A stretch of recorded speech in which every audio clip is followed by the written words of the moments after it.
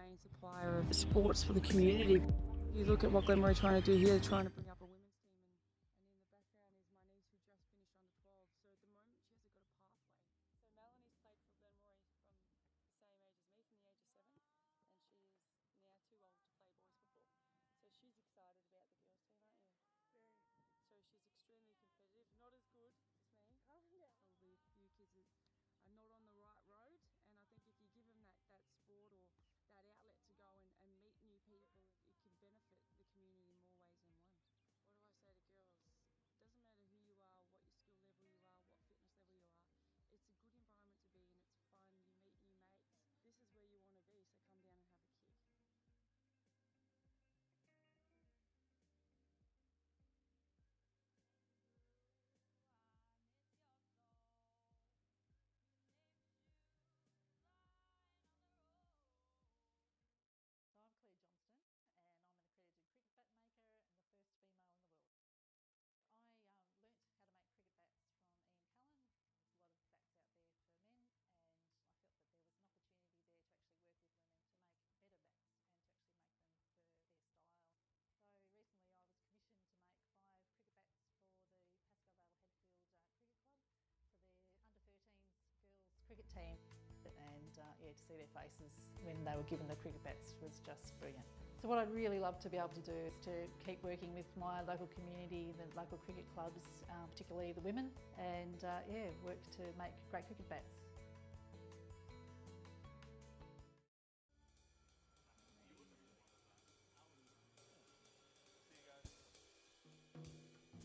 My name is Michael Tortoni. I'm the founder of Melbourne's legendary jazz club, Bennett's Lane.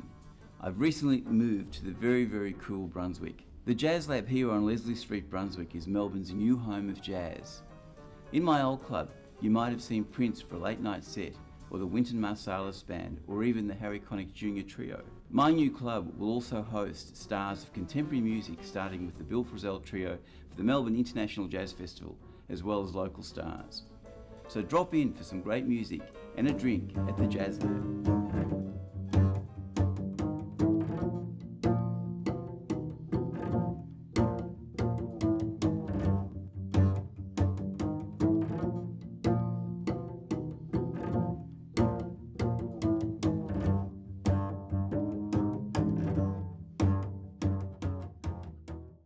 So my name is Zainab Abouid.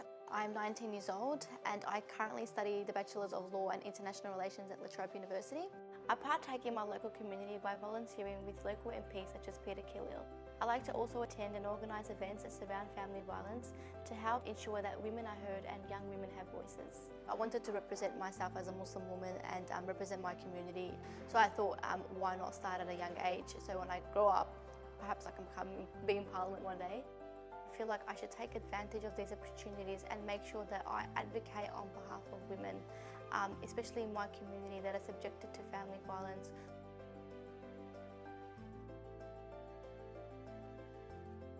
My name's Leslie.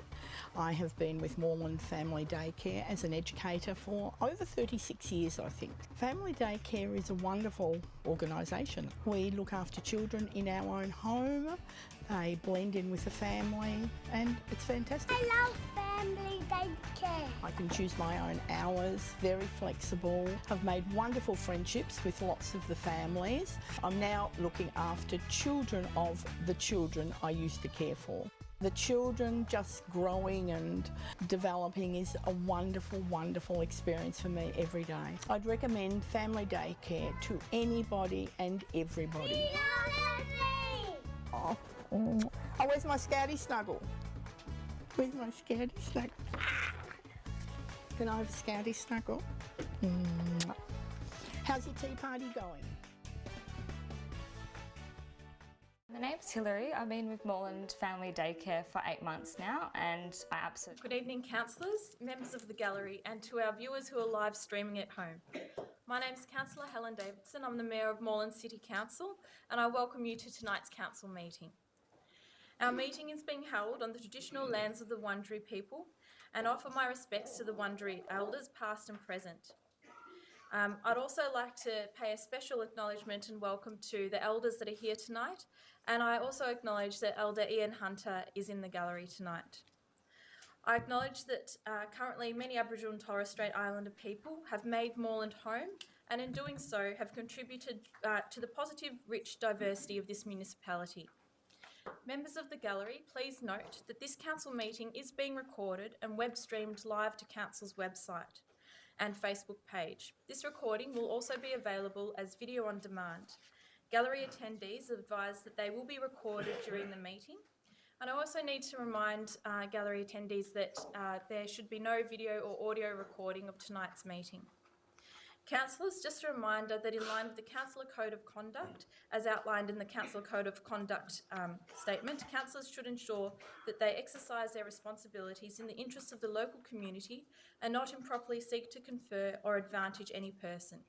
This behaviour will support principles of leadership and good governance that secure public confidence in the office of councillor.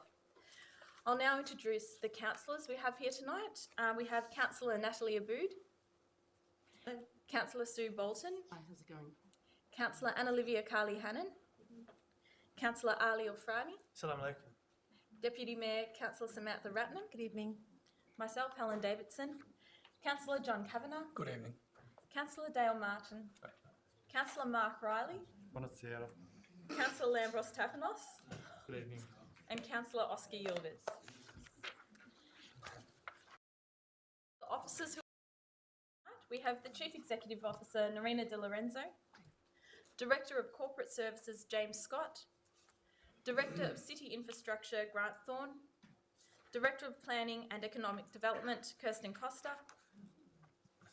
Director of Social Joseph, Executive Manager of Organisation and Development, Anita Craven, Manager of Property and Governance, Olivia Wright, and Unit Manager, Sally. And there are no apologies tonight. And sorry, I must note that Philip Priest is Manager of City Development. And councillors, are there any declarations of interest or conflicts of interest to declare tonight? I would like to declare a conflict on, just get the motion up. I'd like to declare a conflict on DCS 5117 as a direct conflict because it affects my travel. Sure. Thank you, Councillor Ratnam. So, great, you've stated that that will affect your travel. So during that time, I'd ask that you leave the chamber. And can I have a motion to move the minutes held on the 9th of August this year? Councillor Ratnam, seconded by Councillor Martin. Mayor Davidson, can I just interrupt for a second to say... Can I just put that one to the vote? Is Sure. Yep, okay. All those in favour? I declare that carried. It's not every day that we have a Wurundjeri elder in the galleries. And in line with our traditions of acknowledging our traditional elders, if they so wish, I would like to move to suspend standing orders to have a welcome to country, if that is acceptable to yourself and the councillors. Yep. Is there a seconder for that? Does it need a second? Yep, Councillor Yildiz to second. Just before we vote, can I ask if Ian's happy to do one tonight? Sure. Yeah, I think that's been canvassed, I think that's important. Could I please ask also if there are any other elders that wish to do welcome? Yes, that's Perhaps right, we should any other extend the elders. invitation. Okay. Excuse me, Ian, you're happy to do one tonight if this passes? Yeah, Oh, sorry, was there a motion? there is. Yeah. There's another elder, is there? Was there?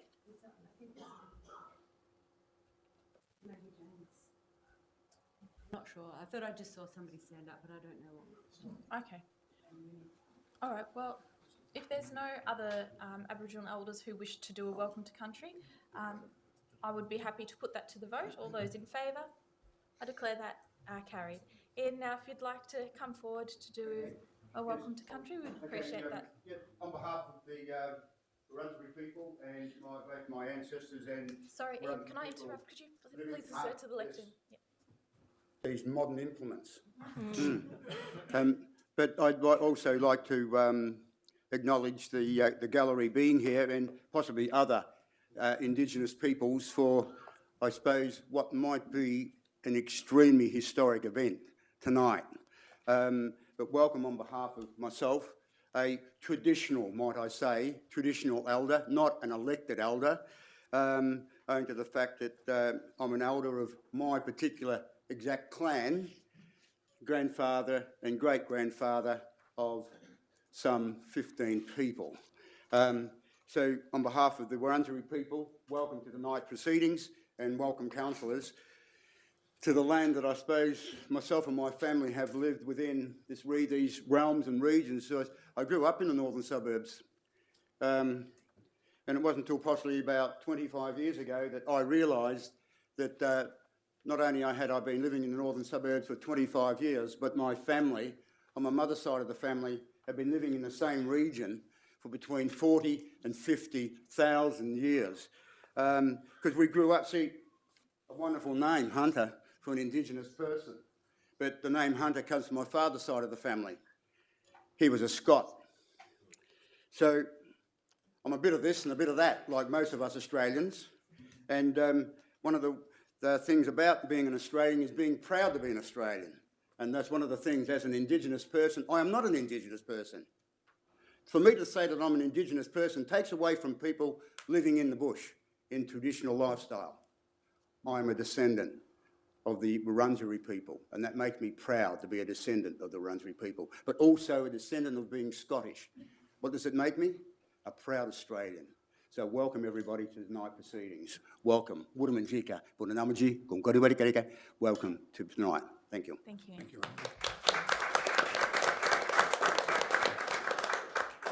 Thank you very much, Ian. Now we'll move on with petitions. So tonight we have petitions tabled by councillors. Are there any from councillors? No? If not, we'll move on to see if there's any petitions to be tabled by the gallery. Any petitions that anybody would like to bring forward? No? Okay. So we'll now move on to reports from committee to council. And councillors, the first report is the Metropolitan Transport Forum. Is there a councillor who wishes to move that report for noting? Councillor Riley, and seconded by Councillor Abood. All those in favour? I declare that carried. The next report for noting is the Friends of our Liu Committee, minutes held on in June 2017. Is there a councillor who wishes to move that? Councillor Riley? Is there a seconder? Ratnam? Councillor Ratnam? All those in favour? I declare that carried. And the next report is the Moreland Reconciliation Advisory Committee. Is there a councillor who wishes to move that? Councillor Ratnam, seconded by Councillor Abood. All those in favour? I declare that carried. And then the final report is the Moreland Housing Advisory Committee report from the 1st of June 2017. Is there a councillor who wishes to move that? Councillor Bolton, seconded by Councillor Riley. Thank you. All those in favour? I declare that carried. So we'll now move on to question time, and this is an opportunity for 30 minutes for citizens of Moreland to raise questions with councillors, and I'll just outline the process. Please note that if your question relates to a matter of any of the officers' reports, this is the time to raise that question with us. And there will be a maximum of 2 questions allowed per person, and a maximum of 3 questions will be heard on any one subject. Now I note that there is one particular topic where we have 5, and I will be allowing that for this meeting.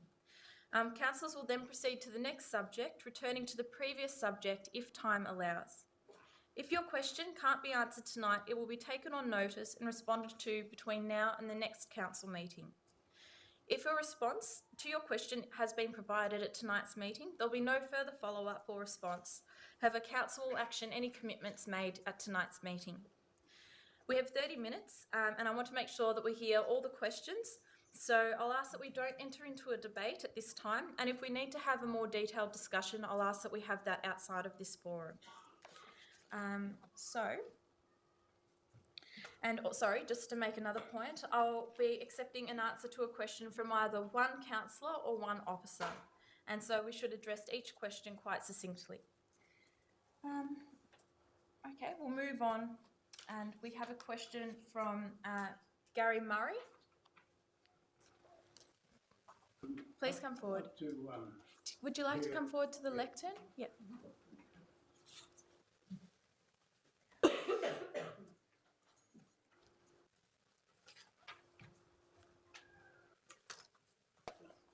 I'd probably prefer to let my honourable elder here have his say on this particular issue in relation to Australia Day, and if you're happy with doing that, I'd like to get your views before I have my spiel.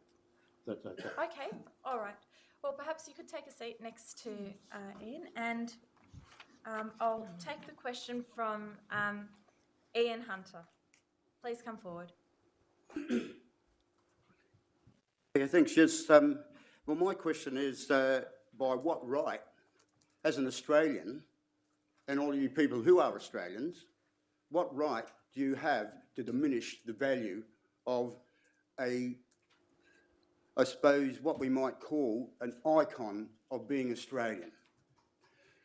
How dare you actually take away Australia Day? That you were going to take away Australia Day is the next thing. Are you going to take away Ramadan? Are you going to take away Christmas or any of those particular events that makes us Australians? So those are the questions that I put to the councillors this evening. I feel it's not in your best interest to take away Australia Day.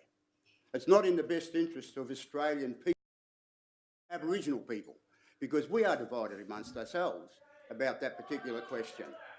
There would probably be maybe 50% that do and 50% do not want. I had a great uncle that fought in the war. He had to plead to join the Australian Army. He pleaded and he successfully joined the Australian Army. After his basic training, he lasted 2 months in New Guinea. He didn't fight being an Aboriginal person. He fought under the Australian flag for Australia. He was an Australian. We are all Australians here. So to take those things away from us as Australians, whether we be Indigenous or non-Indigenous, it's not right. It's definitely not right. So I pose the question to you councillors, by what right, as two other councils did, underhandedly, might I say, took away the right of having Australia Day? I ask your councillors to actually consider very carefully about the vote of Australia Day and whether it should be or should not be recognised by yourselves. But what is next after it? That's also the other question. Thank you much. Thank you. Thank you. Now we have 4 other questions on this topic, and I note that Gary Murray is next. Then I'll ask that Deborah Holland please also come forward, along with Antonio Bonifazio and then Neville Bennett, I believe.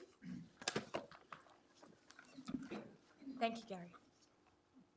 It's good to see diversity in debates, and my honourable colleague here puts a point of view as from his clan's perspective. And I do the same, but I also carry a message from the Wurundjeri Council, which I believe the Wurundjeri statement has been conveyed to all councillors and staff. He's obviously read it, so I don't need to read it. But you know their position. They do want to see a change to Australia Day. And Wurundjeri is made up of a number of clans. Language groups, obviously, Wurrung. The number of something like 8 clans, and I suppose there's only 1 left. And Ian's one of those descendants, along with a lot of other people. Now, the point I'm going to make here is very strong. In Victoria, 27 million acres of land belong to 38 nations or language groups. They had their own traditions and customs, territory, authority, language, culture, art and craft. Today, across those 38 language groups, on 27 million acres of land, we're now down to a little black dot on the map of Victoria in terms of land ownership. About 20,000 acres out of 27 million. Our clans numbered 300 across the 38 nations. 300. Wurundjeri had about 6, 7, 8. My clans were Wamba, Warrap, Jutaroa, Yorta Yorta, Jar Jar Rung, Wirragaya. Those clans have been decimated. And I remember the Honourable Councillor Yilda's brother said on Facebook, "Why do I want to change Australia Day?" And I never answered him, so I hope he's watching. The answer is quite simple. Why would black people, Aboriginal people, celebrate a Holocaust? Our clans were decimated. There's only 6 language dictionaries out of 38 that have survived the 230 years of white settlement. Let there be no doubt about genocide. 300 clans and only 100 plus left with descendants. You want us to celebrate that? I don't think you would. I don't think any First Peoples on this globe would celebrate that. There is no shame in having courage to make hard decisions. And if you want a treaty with First Peoples in this state, whether it's a state government one, a Commonwealth government one, or a Moreland one, you have to stand up, you have to stand tall, stand straight, and be honest with First Peoples. Don't bullshit us. You speak the truth to us. You want a treaty, part of the treaty is, let's deal with the past so that we can move into the future. Gary, sorry, I'm conscious of the time. If you could wind up. I'm out of time, am I? All right, we'll see how we go. All right, well, basically, Wurundjeri, based on the statement, support the change to the date, and there should be an alternative date put up. And the best date is a treaty date when you sign off, whether it's Moreland or the state. And maybe we throw in a Garma festival.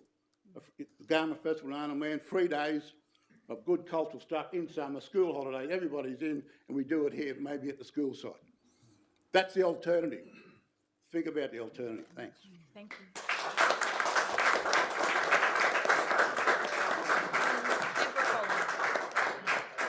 Woman G. Carroll. I'm a direct descendant and I'm still finding my ancestors and all their knowledge. Now, Australia Day, to me, it's just a day. And as I understand, that Australia Day has changed 4 times the date. And it's only been a public holiday since 1994. So with respect and honouring my ancestors, I'd like to see the date change on the 26th because I personally, and I know a lot of my direct descendants, it's a day of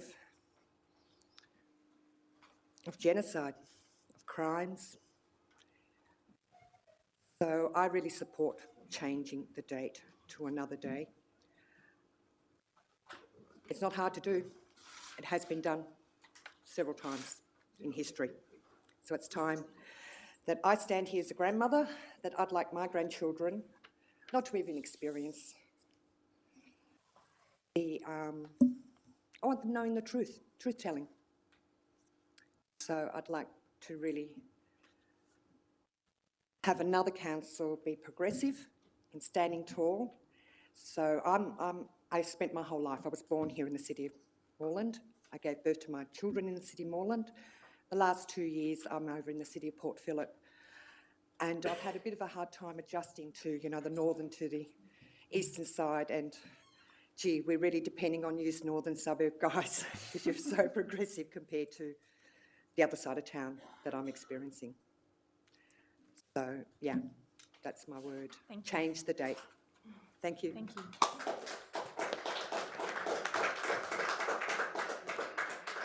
And next we have Antonio Bonifazio.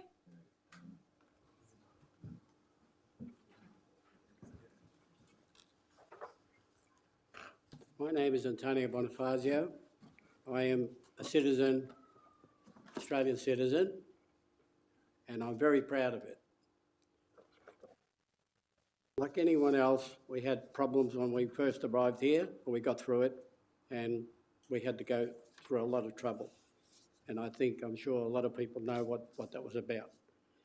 Now, as far as I'm concerned, this issue shouldn't be looked at by council, for starters, because it's a federal social issue, as far as I'm concerned, and it's politically motivated again, and it's a stepping stone, I believe, for the individual or individuals that are going to vote that way. It's only going to bring segregation rather than integration.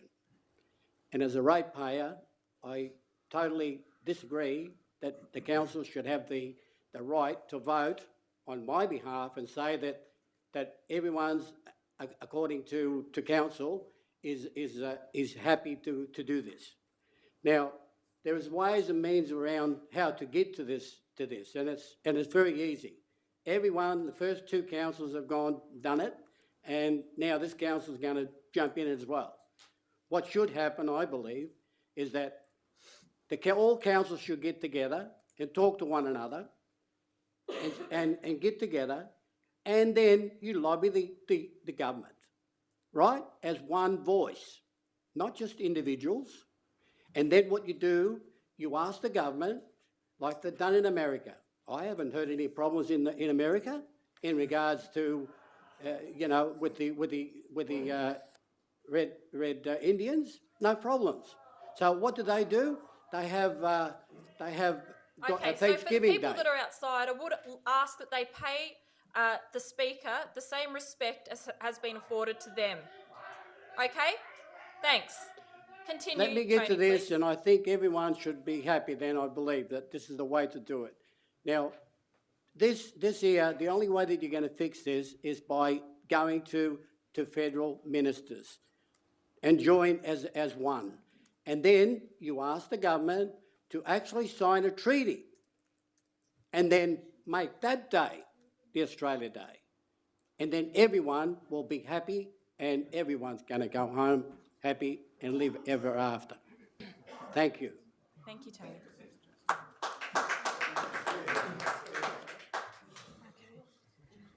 And Neville Bennett, please come forward. Neville?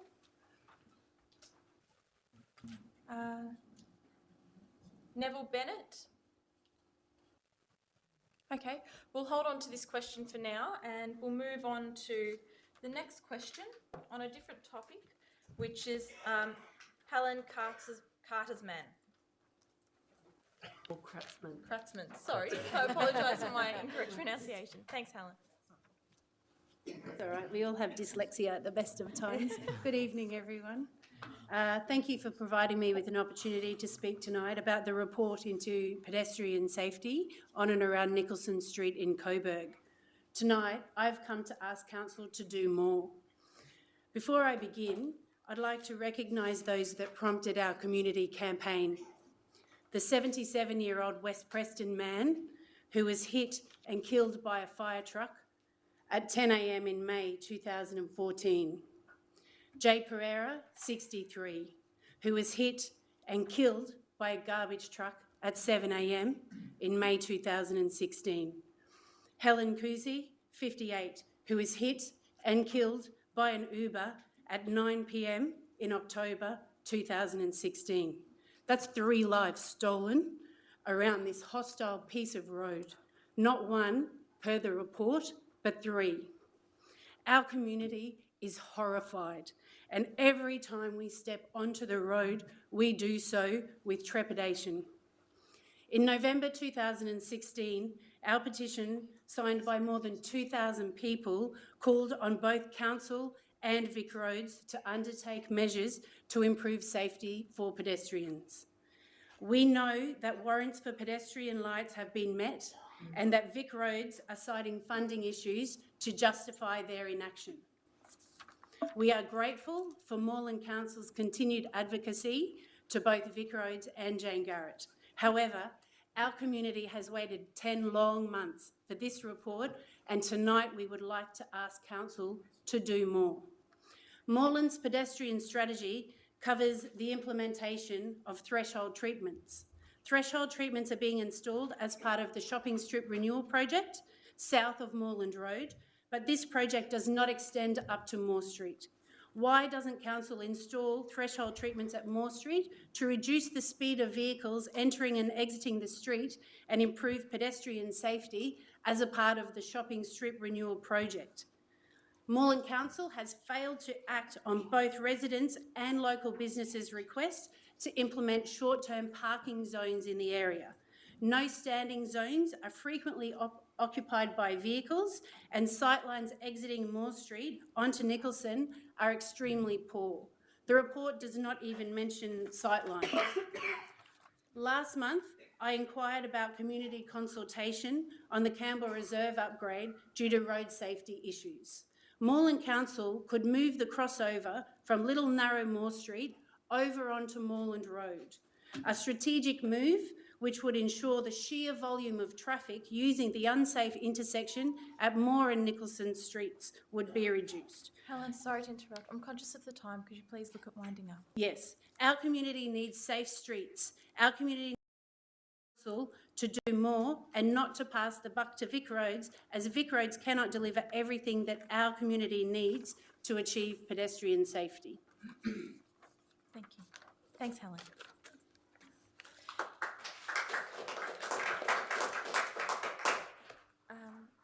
So is there a councillor who wishes to speak to this, or I can hand it over to the director?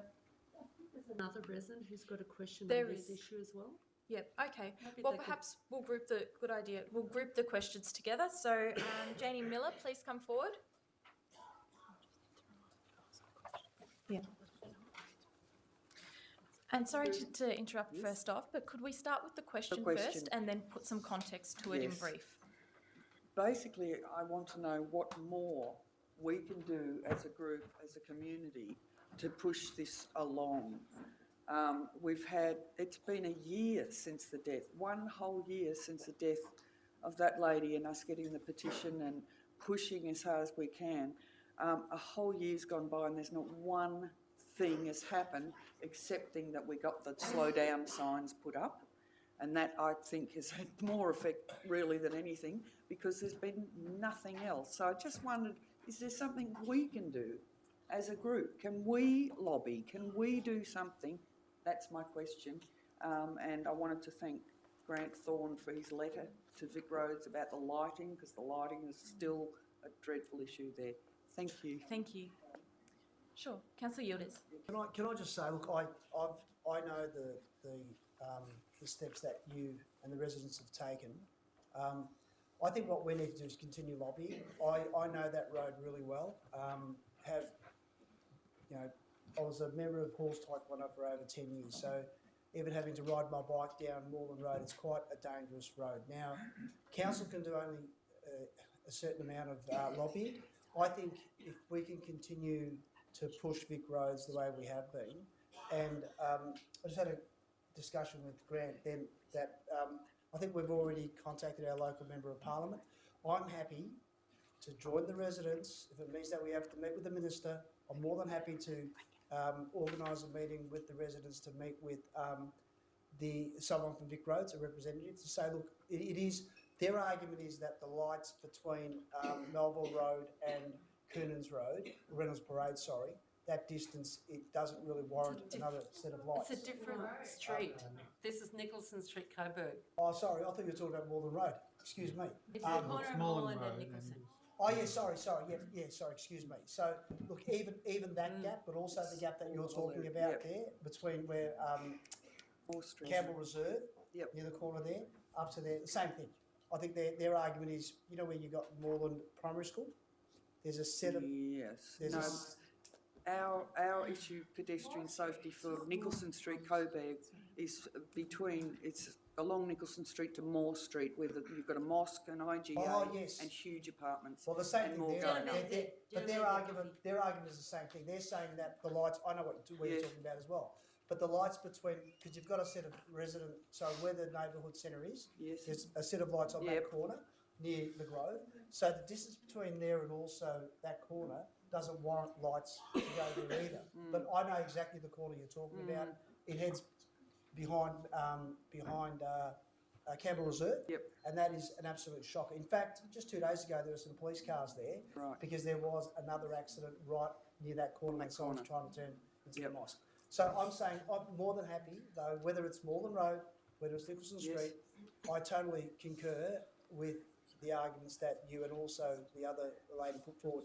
I'm more than happy. If the Mayor is happy to do it, I'm happy to also join the residents in meeting with the Member of Parliament again and lobby also Vic Roads. Thank you very, very much. Thank you, Councillor Thank Yildiz. you, much appreciated. So we can note that as an action to try and coordinate a meeting with the residents and interested councillors.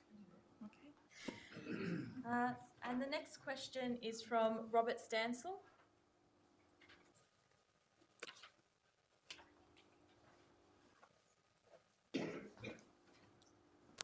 Good evening, Mayor, Council and CEO. Basically, without too much preamble, this is referring to a matter regarding Pentridge. My question is, will Moreland Council be appointing a highly experienced planning lawyer, and what other expert witnesses will be called on to defend the council decision to reject the application MPS 2016-876, which is the 19-level hotel apartment building in Pentridge? My second question is, will that lawyer include the fact that the building level exceeds height limits set in the master plan? Thank you, Robert. I'll hand over to the Director, Phil.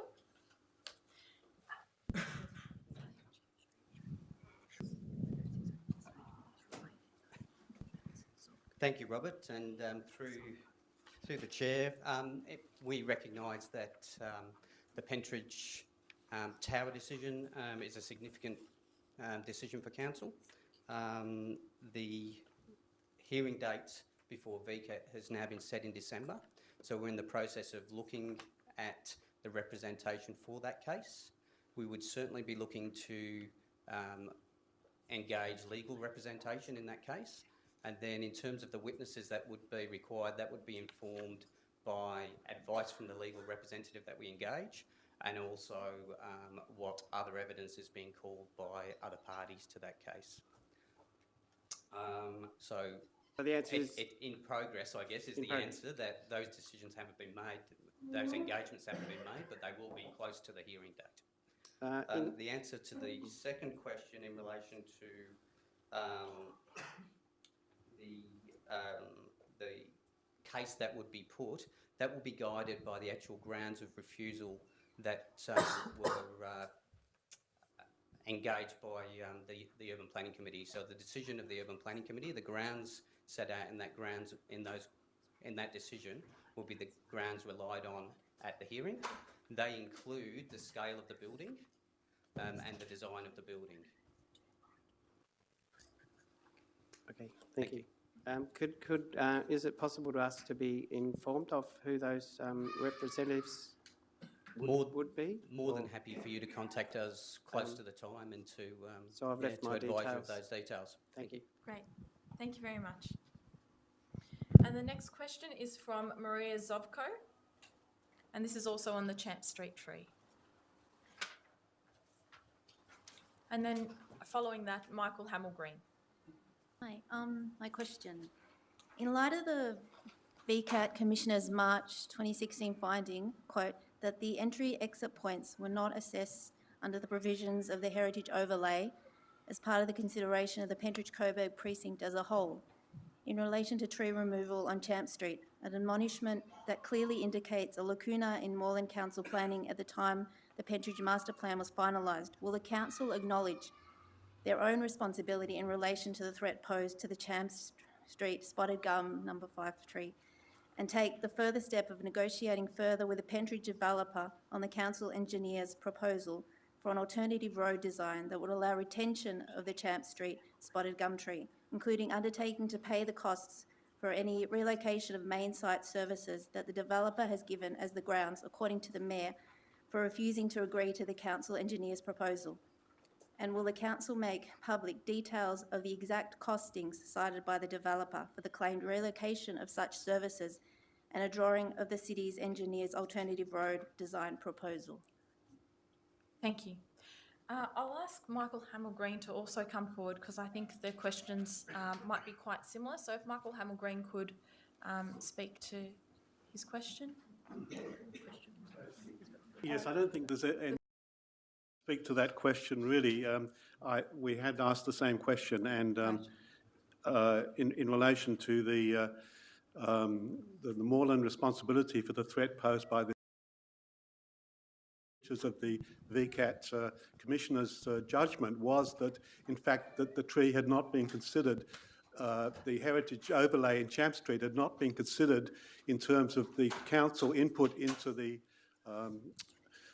Pentridge Master Plan. So the result of this, years later, is that we have the developer claiming that they've got a perfect right to have that exit, and the tree's in the way, and the tree should be cut down. And I think the council is certainly has to be bound by the VCAC decision in one sense, but in another sense, it could take it one step further, and that is to actually have a further discussion with the developer and actually seek to establish the cost of relocating the basic services. The Mayor wrote to me yesterday saying that the main reason for the developer not agreeing to the council proposal was that, that they'd already laid in basic services, pipes, presumably like that. They would have to be relocated. There would be a cost to this, and that was not really their responsibility. But to me, it is the council's obligation, and the council could say we will underwrite some of the cost of relocation to make the council's own proposal, traffic engineers' proposal, viable, and then it would be a win-win situation for everyone. Thank you, Michael. I have a second question, but it's not related to that, so I don't want. Do you want me to come back for that one, or do you want me to continue? Perhaps if you stay, and we'll take the response from the Director, and then perhaps you can ask your second question. Unrelated question. Yeah. Yes. Thank you, and again, through the Chair, there are a number of decisions that predate or prelude to the actual VCAT case in this particular instance. There's the original master plan that is mentioned, and there have been a number of versions of that master plan. Each version of the master plan has been referred to Heritage Victoria in terms of were the best appropriate locations for penetrations through the wall or gaps in the wall for new driveway accesses. So Heritage Victoria were consulted through that master plan process, and the latest version of the master plan was, of course, approved by the Minister for Planning, and Council opposed a number of the changes to that master plan. There have then been a number of other events. There has been Heritage Victoria's approval of the actual opening in the wall related to that driveway access, so that has a heritage permit from Heritage Victoria. There's then been further permits that have been issued by the Minister for Planning to provide for new roads within the site, and then the road connection through the wall to then intersect with Champ Street. The final part of all those decisions then fell to Council, being outside of the Pentridge site and impacted by the heritage overlay in Champ Street, and that was the decision to provide for that intersection connection from the driveway onto Champ Street. And that is the matter that then went to VCAT and upon appeal, and then was determined by VCAT. So there are a number of decisions here that have led to this particular outcome. In relation to the question of disclosing details or making details available, the discussions between council officers and the developer have been in a form that I guess really isn't packaged in a way that it could be easily released to the public, but I am happy to speak to you outside of this forum, have a further meeting to take you through those considerations and table, what is able to be tabled and discussed with you directly. I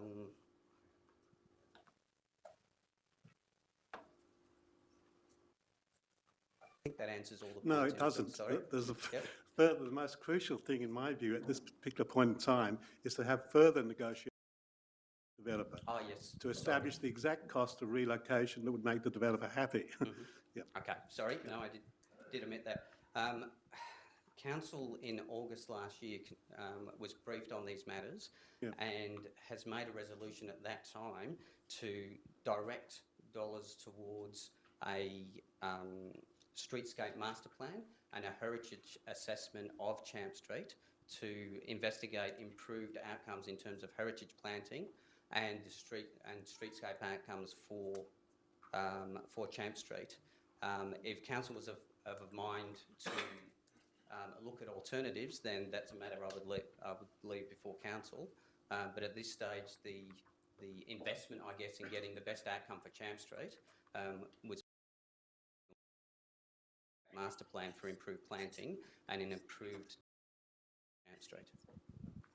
Okay, councillors, I will need an time. Is there Councillor Abood to move? Councillor Kavanagh to second. All those in favour? I declare that carried. Please go ahead with your second question. Okay, my second question is on a totally different topic. Given this is on the fire risks in medium and high-rise buildings within Moreland, so the question is this, and I won't go into any lengthy discussion of it. Given both the immediate and longer-term fire risks posed by combustible cladding and fire hazard design aspects of many current medium and high-rise buildings, including failure to install as required under the National Construction Code, and I quote from that code, more than one fire exit for each storey to allow alternative means of escape should one exit become unusable. And given that such serious fires have already occurred in Moreland, as featured in the recent ABC 7:30 and Four Corners reports, and given the recent insurance industry statements that insurers may not cover or may charge higher premiums for non-compliant buildings, will the council take immediate and proactive action to audit all potentially non-compliant buildings in Moreland? And will it refuse planning permits to any high-rise building that does not have more than one fire exit? As, for example, in the current Pentridge Shire 19-storey apartment tower, for which the architect's plans show only one fire exit and for which any retrospective change to fire exit stairwells would affect the tower's footprint and original planning parameters for that site. Now, there was mention before of the grounds of which council is going to defend its rejection of that permit to when it goes to VCAT in December, and I've looked at those grounds and there is absolutely no mention of the fact that this new high-rise tower only has one fire exit for those upper storeys, in contradiction of the National Construction Code, something that is blatantly obvious, and yet the council is not going to raise that with VCAT. Thank you, Michael. Yeah. I'll hand over to the Director of City Infrastructure. Thank you, Michael, and for the questions, and again through the chair. In relation to the first question around council auditing properties, that is currently occurring. Since the last council meeting, the CEO has written to the chair of the Victorian Cladding Task Force, and we are committed, and council is currently undertaking preliminary audits as part of that task force pilot of existing buildings throughout Moreland. So that is currently taking place. In relation to the second question about planning decision making, you're correct. There's nothing in the Urban Planning Committee's decision on that planning permit application in relation to the issues you raised. There's also nothing in relation to fire safety and stairwells, etc., anywhere in any planning legislation or in the planning scheme. So it's not possible to guide or make planning decisions based on fire safety issues of buildings. The reason for that is that they're covered by by Victorian and federal building legislation, and there are specific provisions that provide that things that are dealt with under other legislation cannot be considerations when making planning permit decisions. Thank you. Thanks, Michael. Thank you.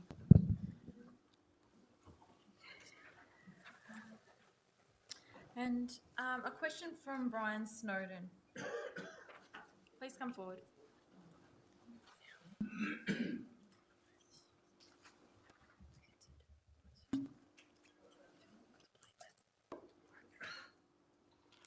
Good evening, councillors. I actually have two questions, and they're both related to 102 Bride Street, as you may have already guessed.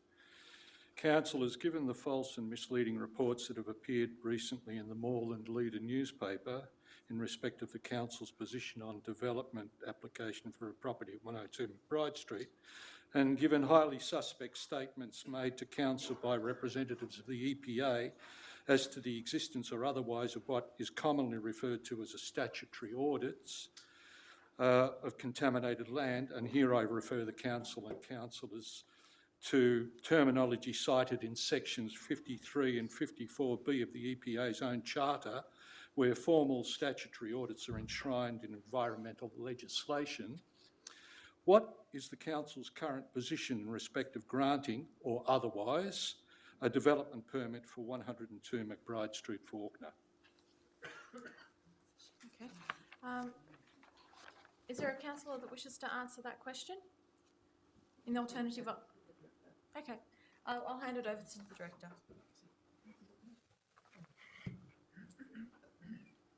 Thank you, Brian, and through the Chair, there is a report to the Urban Planning Committee this month, 27th of September, which details the officer assessment of that planning application, and the Urban Planning Committee will determine and will consider that report at that meeting. I think at that meeting you'll get the answer to your question. Thank you. Well, that's very interesting, Mr. Priest, because on the 8th of the 9th, at the last council meeting last month, I stood before councillors and the council and asked 3 questions. There they are, nicely typed up, put with my application. Councillors, I stood before you and asked 3 questions. These questions were placed on notice, and I was informed that the answers would be forthcoming at a planning decision meeting on August 23rd, 2017.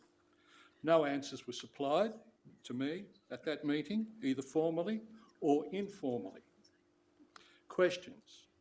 Why were my questions not answered on August 23rd? Why have my questions not been addressed since August 23rd? And when will my answers to my questions be forthcoming? I require a formal response to my questions on the 8th day of August forthwith. Thank you very much. Thank you. Thank you, Brian. Now, I understand that your questions weren't taken on notice and they were actually answered in the gallery that evening. We've got minutes from the recording. Everything is recorded at Moreland, so I can hand over to Bill, the Director, to explain that. Thank you, and through the Chair once again. There was 2 questions that are noted in the minutes. The first one was in relation to has the EPA undertaken any soil testing of the medium strip at the site, or has Council undertaken any soil testing? The report that's on Council's website at the moment for the August Urban Planning Committee and the report for the September Urban Planning Committee do deal with the question of potential contamination of the nature strip and how that might be addressed through conditions of planning permit. The answer to your question, though, is no, the EPA have not undertaken any testing at this point, and Council hasn't undertaken any testing of that medium strip at this point. The planning decision seeks to include permit conditions that would allow for that testing to take place as part of the development. The second question in the minutes is whether the third Edge Group report in relation to soil testing was available at the time of your initial meeting with Council's Planning Department. I'm not sure of the date of that initial meeting with planning officers on this matter. What I am advised, however, is that the report that's referred to was made available throughout the public notification period of that planning application. Thank you. Mayor, my questions were taken on notice and they were taken by a member from the Planning Department. I still find your answers totally insufficient. I'm sorry. Thank you for the comment. The next question is from Clint Hare. Clint?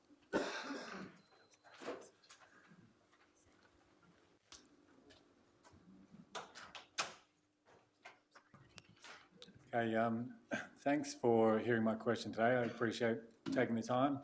Now, I feel a little bit rushed because the application that I'm talking about was only advertised on Friday, and I was told by the officer that we would have a 28-day period to object, but it turns out it's 14 days.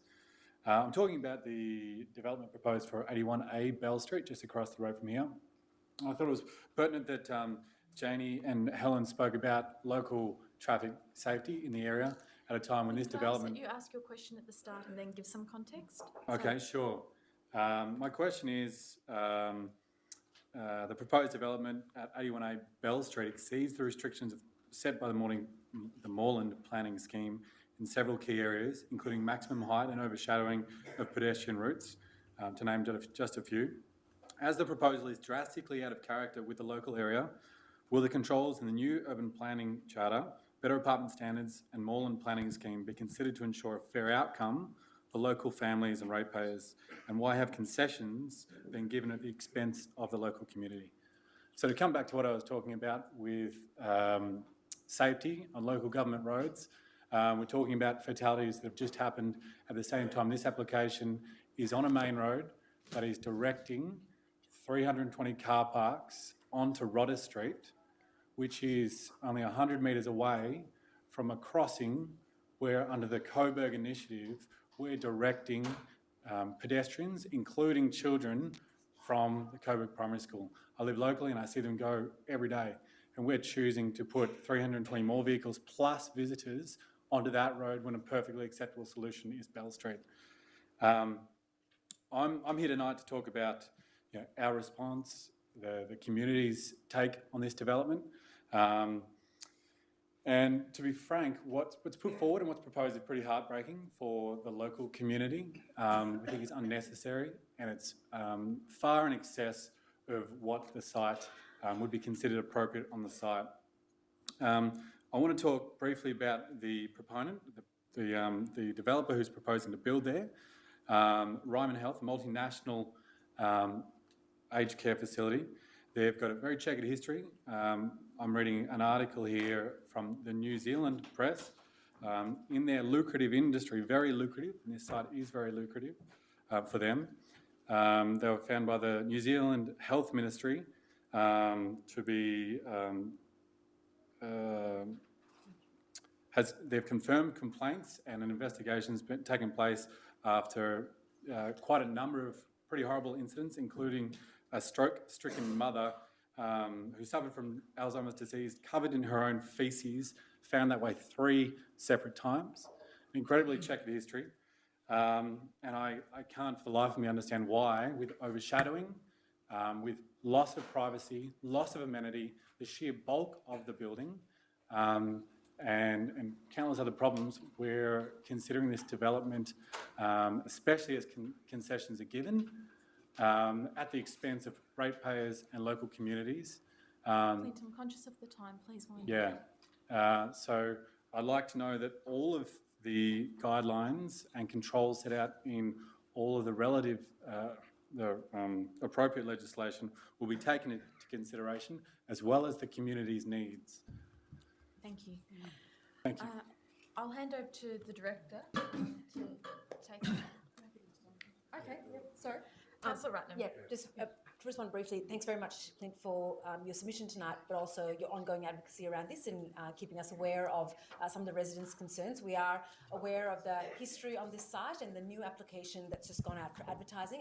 We'll get some advice about why there's a reduced exhibition period. I wasn't aware of that, and we'll definitely follow that up. In terms of the previous application, Council has raised its concerns a number of times. When the previous application came before the Urban Planning Committee, I think it's now 2 years ago, we tried to get some changes to the layout to mitigate some of the issues that you've raised. For example, the traffic down Rodder Street, try to get more of the traffic up towards Bell Street. We thought we had agreement with that developer. They would turn around the next day and went to VCAT. So we are going to keep our whole eye on this to ensure that we get the best outcome. I know there are some concerns about the consolidated built form. There was a slightly better proposal in previous iterations where the buildings were separated. We've been really concerned about apartment quality, making sure there's a minimum setbacks, there's light and ventilation, and whether it's a residential home or it's a aged home, we're just as concerned that the facility provides the best homes for people, which is what it is providing, and we will make sure that we follow this very, very closely. I will get some advice, however, on the exhibition period, and just to understand, so there's a assertion that there's a reduced exhibition period, and perhaps the officer can just speak to that. 14 days instead of the 20. Through the Chair, again, thanks for the question, Clint. The standard timeframe for public notice of planning applications throughout the state is the 14 days. We do extend that period over the Christmas holiday period, but the standard the standard time frame is 14 days. Well, that's standard time frame. I take it if you have objected, you will get an acknowledgement letter of your objection with the planning officer's direct contact details, phone number and email. I just encourage you to have these conversations with the planning officer so that they can be articulated before any decisions made on the application. It will be considered against all the relevant controls, policies and guidelines that are applicable. Thank you. Very briefly. Yeah, just very briefly, do we have any idea why Clinton might have been told that it was 28 days, where that might have come from? The question. No idea. Yeah, that seems to be. No. We'll Okay. investigate We'll, that. we'll look into that. Yeah. Okay. Okay, thanks for your time. And the next question is from Tomohiro Matsuoka.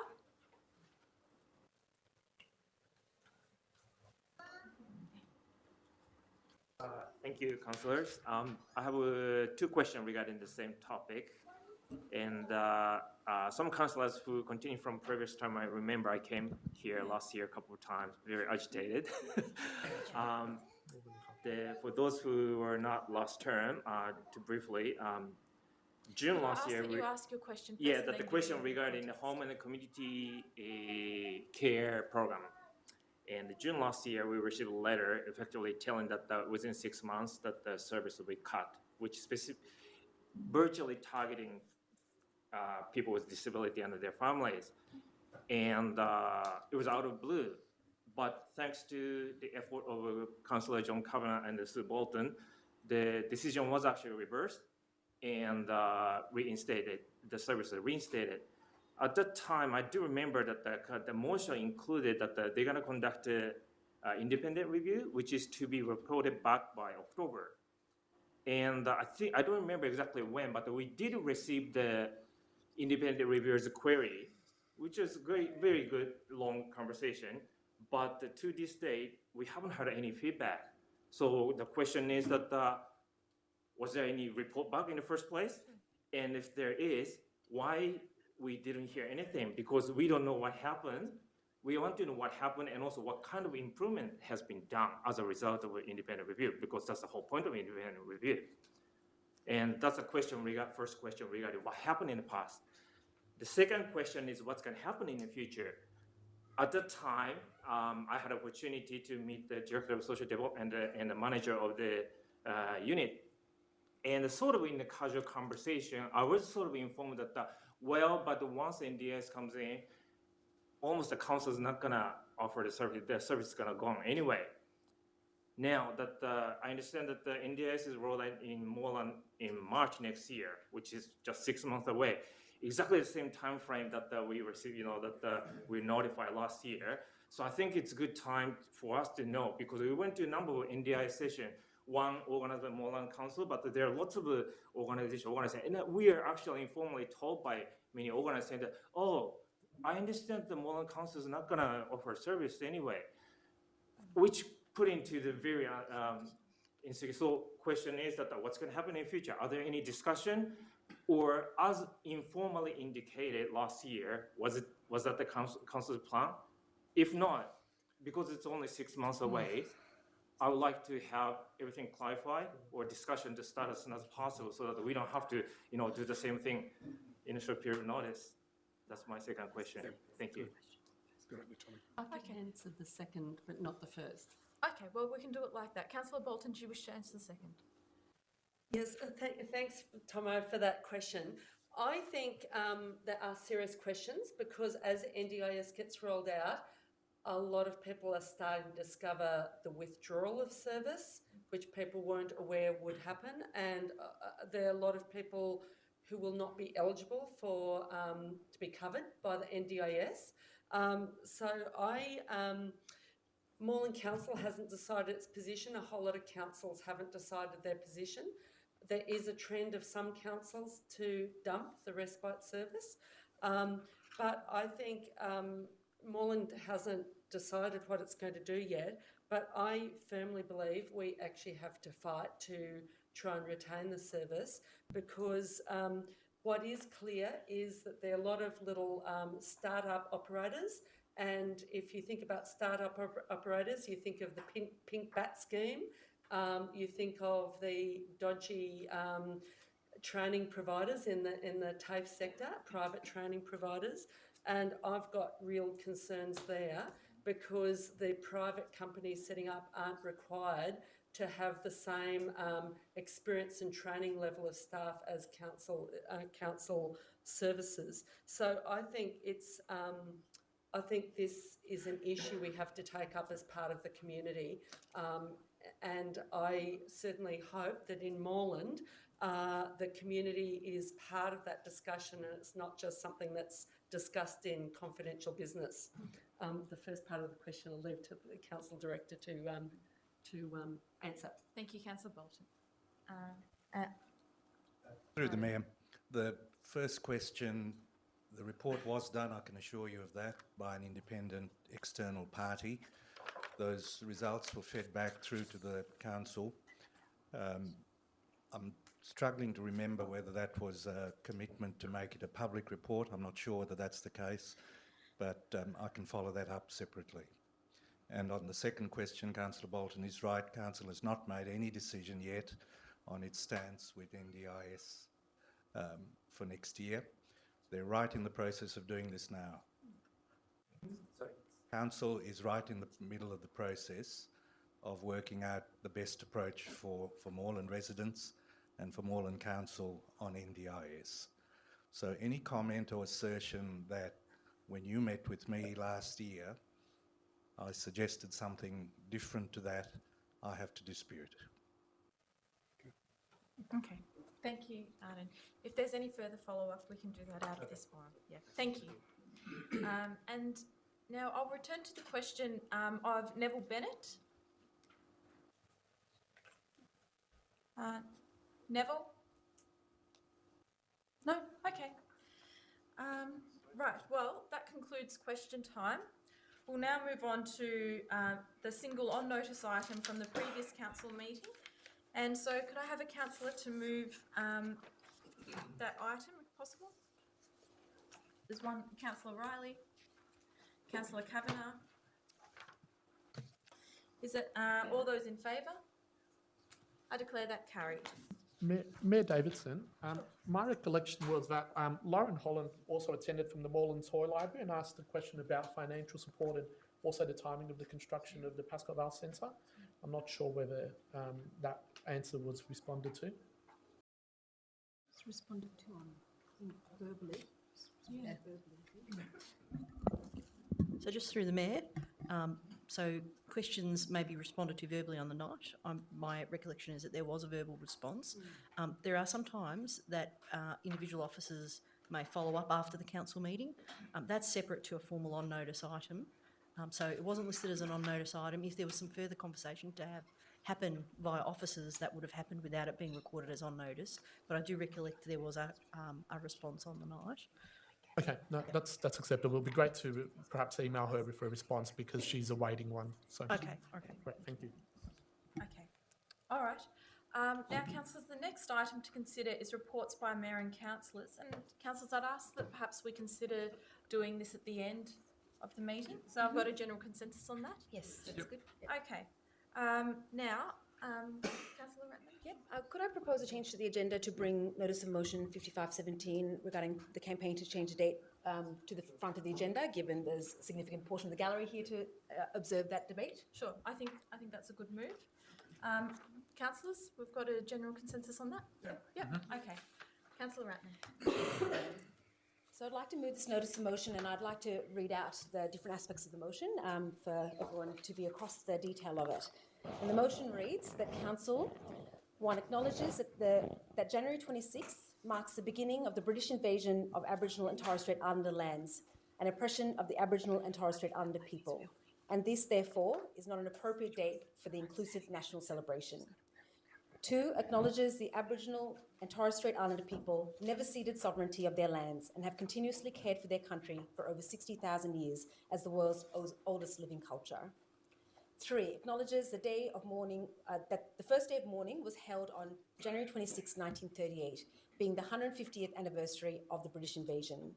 The day was attended by Indigenous Australians and non-Indigenous supporters in protest of the national holiday and the callous treatment of Aboriginal people, and continues to be held annually. Point 4. From 2018, Council hosts an inclusive and culturally appropriate event on an agreed date in partnership with the Moreland Reconciliation Working Group and Human Rights Advisory Committee that recognises and celebrates the world's oldest living culture. Point 5. Supports the Change the Date campaign and initiates an ongoing conversation in partnership with the Moreland Reconciliation Working Group and Human Rights Advisory Committee to build better understanding with the broader Moreland community on Australia's history and the Aboriginal and Torres Strait Islander communities' pain in relation to the significance of the history of January 26. This includes referring to January 26 merely as January 26 in all communications. Point 6 acknowledges that Moreland City Council has taken several actions that began in 2015 to recognise that the 26th of January is not an appropriate day to celebrate Australia by moving our community awards from the 26th of January to a special Moreland Awards ceremony day in October of each year. Point 7. Council commits to engaging with Moreland's diverse community, including established and newly arrived migrant communities, to raise community awareness and understanding about the campaign to change the date of Australia Day. 8. Advocates to the federal government to change the date in line with the resolution passed by the National General Assembly of Local Government in June 2017. Point 9. Seeks opportunities to collaborate and partner with Darebin and Yarra City Councils and other relevant stakeholders to support each other's events, advocacy and education initiatives. Point 10. Following consultation with the Reconciliation Working Group, progress the dialogue and consultation with the Wurundjeri Land Council, local Indigenous community and Human Rights Advisory Committee about how to mark 26th of January until the date of Australia Day is changed, and other actions to build support for the campaign to change a date.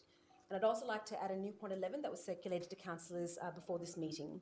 The council review conducting any civic events on the 26th of January with a view to not conducting any civic events on the 26th of January.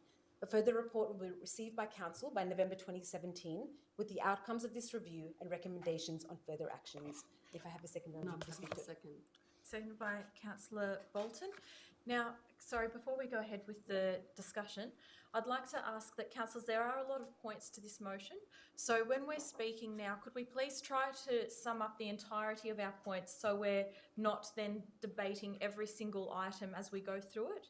So I'm asking that when councillors think of their arguments either for or against, that they do that in its entirety at the beginning and not after each individual point once we break the motion up. Councillor Ratner. This motion is not about about acknowledging the country and coming to terms with it. This motion is about the future. That future is one that I hope will see us as Australians, all Australians, understand, to truly understand that our First Nations people were wronged when Britain invaded Australia.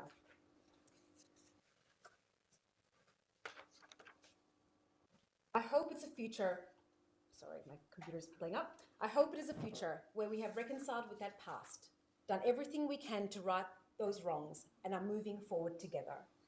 This motion is about us joining a movement, the Change a Date campaign, that involves some real practical ways to help us create this future. The first step being that we don't hold our national celebration on a day that causes so much pain for our First Nations people.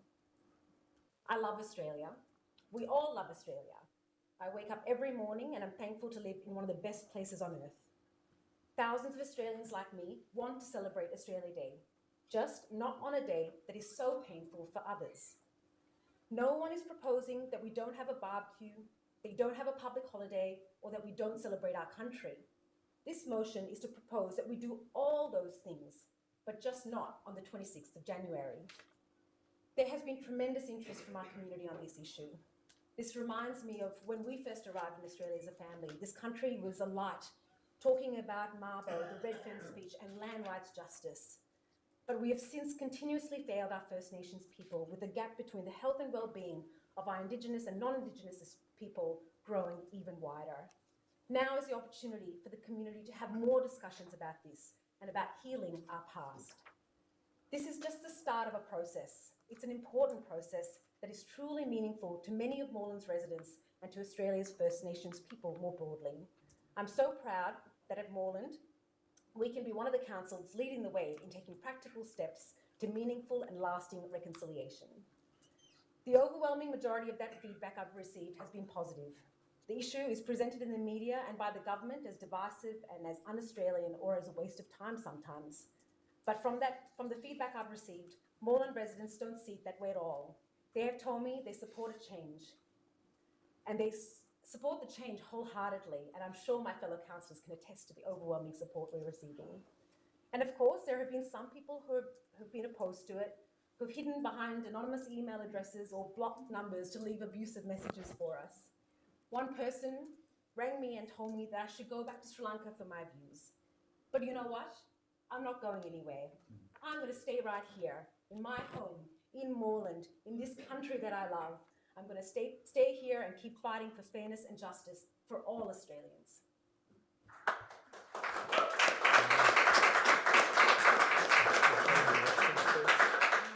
Councillor Bolton. The 26th of January marks Australia's founding as a penal colony. I can think of many more important things you'd want to actually celebrate. I mean, obviously the more important thing that the 26th of January led to all of those centuries ago is the beginning of a Holocaust. And in fact, the 26th of January was marked as a day of mourning until the government decided to switch the day of mourning to July during NAIDOC week. So it was a big gathering of the Aboriginal community at that time in 1938. That was how it was seen and is still seen today by the majority of the Aboriginal community, Aboriginal and Torres Strait Islander community. And in fact, it's only relatively recently that 26th of January has been so celebrated. It only became a public holiday in 1994. And so that's actually quite a recent thing, and it was around the time of a real attempt by governments to try and, raise patriotism in Australia. I think you have to think about what celebrating Australia Day on the 26th of January really means. It would be like celebrating the Nazi Holocaust. It's exactly the equivalent scenario in celebrating the Nazi Holocaust as Germany Day. That is really what the moral equivalence of it is. What is the purpose of Australia Day? I mean, I suspect the rulers of our country, their real purpose for Australia Day is to create jingoism, to persuade people to, go off and fight wars. But I mean, for the majority of people in Australia, I think it really is. People would like to see an inclusive day that's respectful, and so I certainly welcome the move of the motion's proposal that there be a move towards shifting civic events off this day, because I actually feel that it would be very disrespectful to the traditional owners to ask them to do welcome to country on this day at any kind of civic event. Does council have a right to make change what we're doing locally on this day? As one of the speakers said, okay, yes, there will be some views that are along those lines, but I think all levels of government have a responsibility to advocate on behalf of their community, and you have to start somewhere, regardless of what the issue is, whether it's an issue like this or an issue like fire safety or all sorts of a whole wide range of issues, whether it's workplace safety or whatever the issue is, or the treatment of refugees. I think local councils have an important role to play in advocating for their community and advocating that state and federal governments implement a more just approach. There are far more positive days that you could celebrate, but I also think these aren't the solution either. I mean, you could say the Eureka Stockade, that uprising led to a whole lot of democratic rights, even though the Eureka Stockade was defeated. The winning of the 8-hour day by stonemasons in Australia, the first workers in the world to win the 8-hour day. But in reality, I think the only possible inclusive day, when I think about it, change the date, I can't think of any other date, Councillor would Bolton, be the sorry to signing of a interrupt. Councillor treaty. Bolton, We're just finishing on this point right now, had would be the date to celebrate the date of the signing of a treaty between First Nations and non-Indigenous Australians. Thank you, Councillor Bolton. Councillor Yildiz. Yep. I just want to say from the outset, I have a lot of people who have Aboriginal background who I can call personal friends. I want to acknowledge, of course, you, Ian, and also Gary and all the elders, past and present. I've lived in a small country town called Merri-bek for about 8 years, and Merri-bek was made up predominantly, nearly 20% of the population was of Aboriginal background. So I continue to have a great relationship with elders and Aboriginal people, as I mentioned. Ian Hunter has no issue with celebrating Australia Day on January the 26th. He doesn't define that day as Invasion Day. He's a proud Australian, I'm a proud Australian, and I know most of you here are. As a two-time former mayor of this city and a proud Australian, it's been an absolute honour in the past to confer Australian citizenship on Australia Day, the day that marks the first fleet arriving in 1788. As a council, we were elected by you, the residents, to focus on rates, roads, rubbish, planning matters, issues that are close to you, potholes, laneways, community needs, waste, public recreation facilities, and the many services that we provide, in fact, nearly 200. This issue is splitting a nation. And as councillors and leaders of this moorland community, we should not be making decisions that our federal politicians are delegated to make. This argument should be absolutely void and null. We don't run the country. I honestly feel like our council and many others are being hijacked by the left, and they are creating racial division Okay, in our so in our can city. hang on, Councillor I Yildiz, ask- let's wait. I Let's wait ask- until the gallery is quiet. All right. Okay, that's enough. I ask councillors, who did we consult? How many people did we actually ask before we came up with, and who did we in fact survey?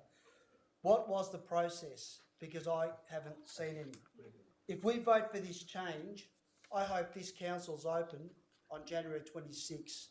We're back here and our officers are back here working because we need to be providing those core services, and we were elected to deliver those core services, not change national days or tell our federal politicians what they can or can't do.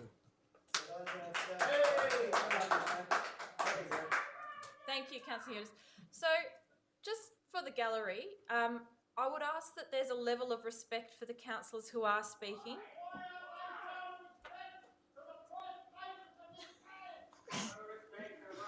Okay, all right.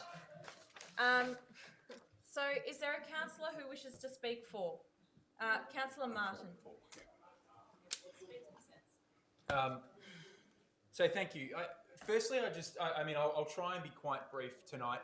Thank you to the people that have come in the gallery. Thank you to the people that are watching at home. Thank you to the people that have taken the time to get in touch with us directly and talk to us about this issue. I think it's fantastic that we're getting so much community engagement, and our gallery meetings seem to be getting bigger and bigger. So this is fantastic. In response to Councillor Yildiz's comment, roads, rates and rubbish. If I hear that one more time, I'm going to bash my head against the wall, because we don't control roads, rates and rubbish completely. Roads, Vic roads, we've had people here asking questions tonight saying, oh, you should be doing this, you should be doing that. Well, we can't, because we don't control Vic roads. Let's talk about rubbish. Let's talk about the fact that we have a landfill levy that goes to the state government, and we see Barely any of that. We don't get that money back. Let's talk about rates. We're rate capped. Let's talk about those things. Let's have that discussion. Let's continue to have that discussion. But let's not pretend that we can completely control that.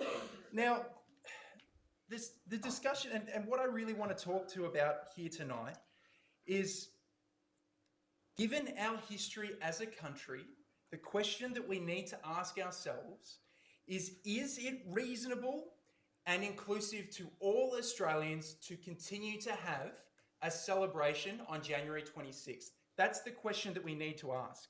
Is it reasonable to celebrate on a day where many Australians mourn? Is it reasonable to continue to do this when there are another 364 days in the year that we could choose from? And a day that we have only been celebrating as a public holiday for 24 years. What example are we sending to our children when we say we have the ability to make a change, to make somebody's life better, to heal as a community, but we choose not to? We choose the easy option. I didn't get elected here to make the easy decisions.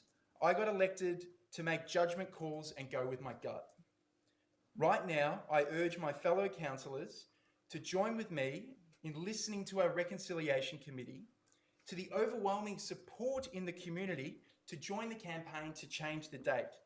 Let's have a day off. Let's get together with our friends. Let's have a barbecue, but let's not have it on January 26th.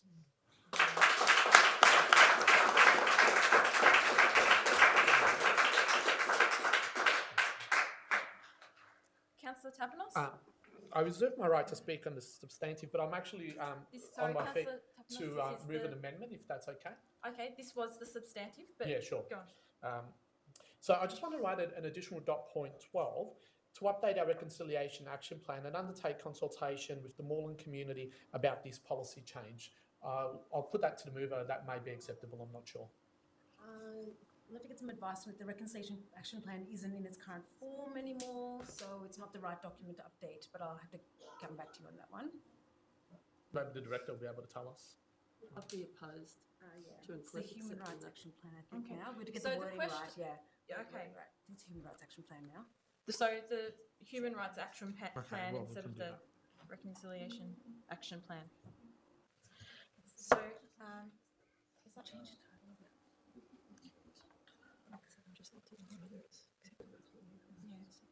The biennial Human Rights Action Plan. In the biennial Human Rights Action Plan. So it's called the Biannual Human Rights Action Plan.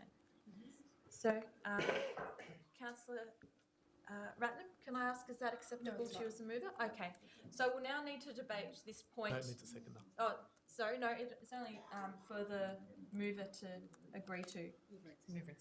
Okay, and the seconder wasn't agreeable to it? No. Okay, so we'll need to debate this point separately from the motion.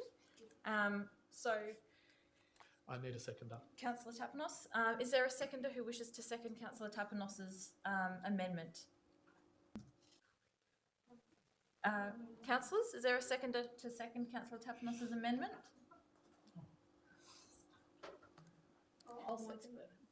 Thank you, Councillor Carly Hannon. Councillor Tapanos, do you wish to speak to it? It is just a small one, but I've been listening to this debate play out in social media and also on radio today. And one of the biggest criticisms that I think local government always comes across is the lack of consultation. We consult our community quite broadly at times, and I think that this issue in particular is so emotive, and there's so many people in our community who have an opinion, and it's evidence of the presence of so many people in the chamber tonight, that I think it would be wise to actually undertake some consultation and update our policies to reflect this position if it is adopted tonight. I think that it is a really simple thing to do and something that would be valued by our community. Really what we're saying is this is an important decision and we want you to have a say. And I don't think we should deny our community that opportunity. I just have a question, Councillor Tapanos. But if this motion is successful tonight, then the decision has already been made, hasn't it? So what's the point of consultation at that point after a decision's already been made? I'm all for consultation, but not if we're not open to changing the decision. Yeah, look, that is a good point, Councillor Kavanagh, but you'll be aware that quite often we put out policies, we have a view, and they go through the chamber, and we do consult those, we do consult after we've made a view about a particular policy.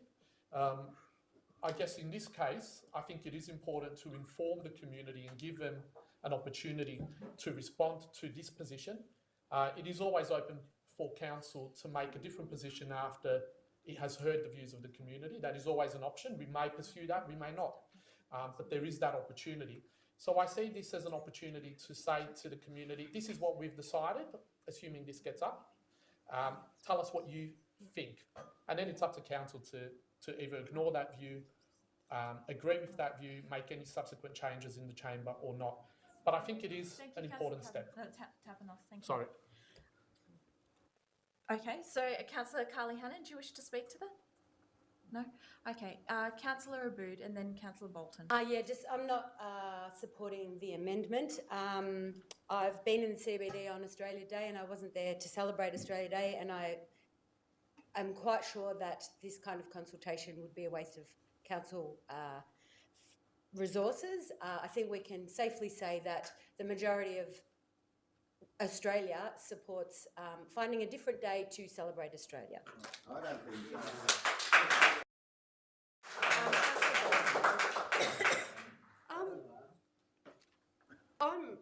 Around the time when 26th of January became a public holiday for Australia Day, I don't really remember broad consultation with the community about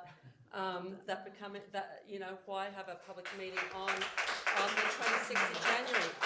I don't know what broad consultation happened in earlier years when 26th of January was chosen as a day to commemorate. But certainly with the public holiday, I don't remember broad consultation. I feel that the nature of this issue is very different to doing a consultation about our urban forest tragedy that we just had broad consultation about, because it'd be like a consultation in Germany about having a day of celebration of the Holocaust as Germany Day. I think it's like that. It's grossly insensitive. It's grossly insensitive, and I feel that the only people to consult with are the Wurundjeri, and we have received a statement today from the Wurundjeri. The Wurundjeri Council also put out a statement in support of the shift, the decisions made by the Yarra and Darebin councils. They are the key people to be consulted, and I feel that has happened. So now I think we need to act rather than tippy-toe around things. And I think we do have to, at this country, eventually, sooner rather than later, we do have to grapple with our past. We have to grapple with the fact that the 26th of January is a day of mourning for a large Councillor section Bolton, of our please community. keep your argument to the amendment. Yeah. Well, yeah, that's the substance of my argument. I feel the people to consult Okay. with Thank you, are the Councillor Wurundjeri, and they've been consulted with and given their viewpoint. Thank you. Are there any other speakers to this amendment? Just like to say briefly, also speaking against the amendment, Councillor Tapanos, if you across the detail in the motion, the motion is about setting up a process, about building the campaign around the Change the Date advocacy movement and this movement across Australia. Part of that campaign, part of that work is the dialogue and conversation with the community. But we need to shape it in a way that's respectful and sensitive to this very deep loss and pain that sits underneath this whole movement. Hence why we've framed it in the way we have within the motion. It involves dialogue and conversation with the community, being shaped by our Human Rights Advisory Committee, our Reconciliation Advisory Committee, as well as our local Indigenous community. To be truly respectful, we have to undertake that process, not just put out a survey that could be more divisive and harmful on top of the harm that we've already caused our First Nations people. It's already in there. This motion is redundant. Thank you, Councillor Ratnam. Are there any other speakers? No? In that case, I'll put the amendment to the vote. So this is not the substantive motion. This is just that's one single point. All those in favour? All those against? Okay, I declare that lost. Okay, we'll now return to the substantive motion. Okay, Councillor Kavanagh. Yeah, regarding the substantive motion, I'd like to speak against the substantive motion. Firstly, can I say how sorry I am that Councillor Ratnam has received abusive phone calls, and particularly telling her to go back to Sri Lanka. I can assure you that Australia has benefited enormously by her and her family's migration to this country, and they couldn't be further wrong.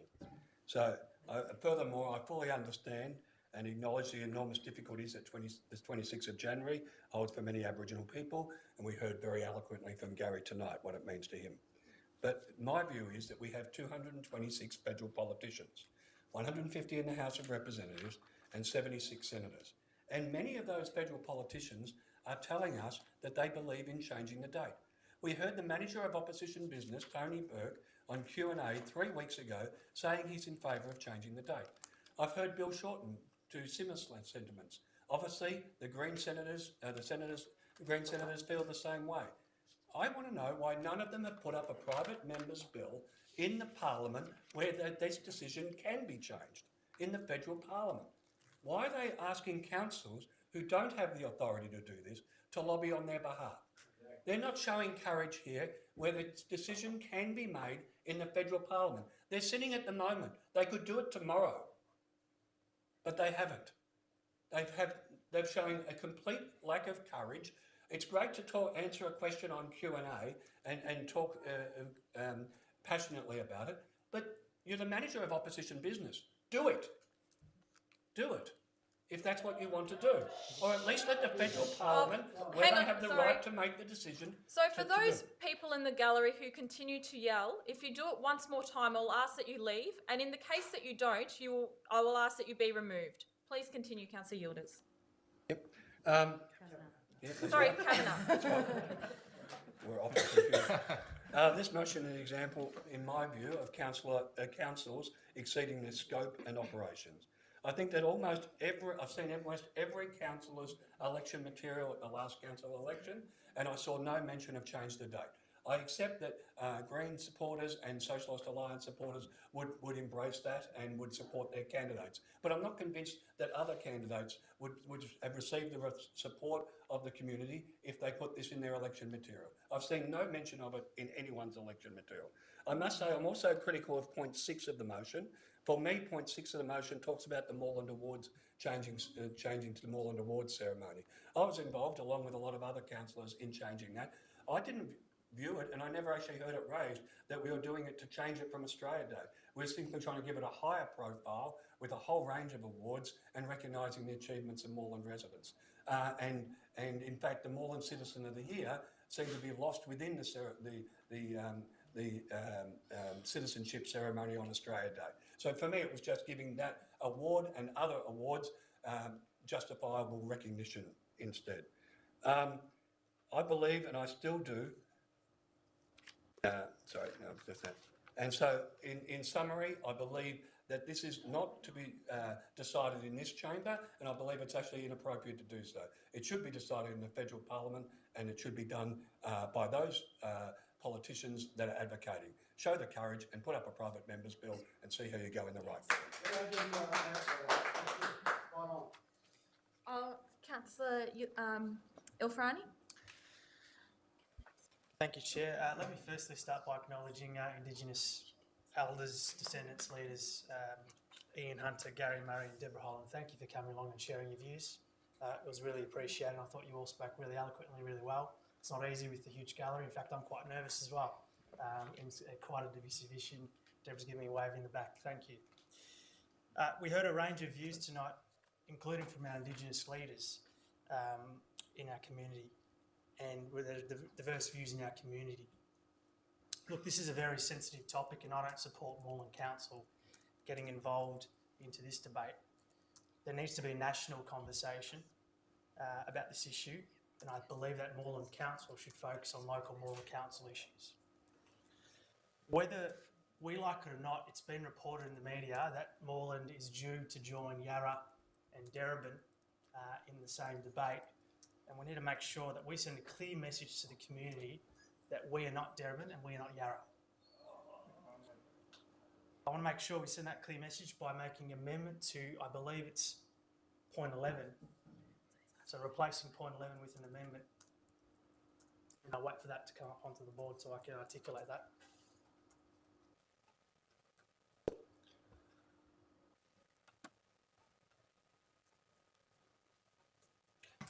And that amendment is as follows: that Council reaffirms its commitment to hosting citizenship ceremonies on January 26. The citizenship ceremony represents everything that is fantastic about being Australian. It welcomes new migrants into Australia, it welcomes them to our community, and is a special day. In fact, there's nothing more, anything that fills me with more pride than seeing new Australians receive their citizenship. It reminds me of my grandparents. Sorry to interrupt, Councillor Franny. We will need to ask for. We'll ask the movement Sure. Santa's if she wants to incorporate it. No. Councillor Bolton. No. Okay. Do we have a seconder for Councillor Franny? Councillor Kavanagh. I speak about citizenship ceremonies in the sense that it represents everything that is magnificent about being Australian. It represents new migrants coming into this country and receiving their citizenship, and I swell with pride when I see their eyes. It reminds me of my migrant family before me. It's really important that we send a message to the media sitting in the room today when they report this issue, that Moreland Council reaffirms its commitment to hosting citizenship ceremonies, is not in the business of conducting reviews. Moreland Council believes that the citizenship ceremony is a critical ceremony in welcoming new migrants into the community. Hopefully, councillors embrace and endorse this amendment to send a clear message to the Australian community and Moreland community that we love and embrace the citizenship ceremonies and do not intend to move any civic events from that date.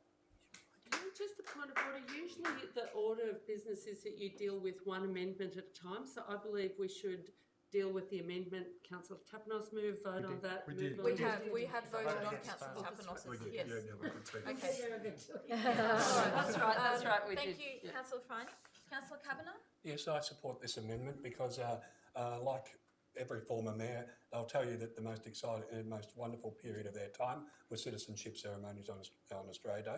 And I also think that it's an opportunity for, with the Aboriginal welcome on that day, for the oldest Australians to inform the newest Australians of the plight and the difficulties that that day has for them and their history. I actually think it's an important sharing and acknowledgement at that particular day. So I'm supportive of this amendment. Thank you, Councillor Kavanagh. Councillor Riley. Yeah, I'm standing to oppose this amendment. If councillors, if Arnley and Kavanagh can read point 11, the council review conducting any civic event on the 26th of January with a view to not conducting any civic events on the 26th of January.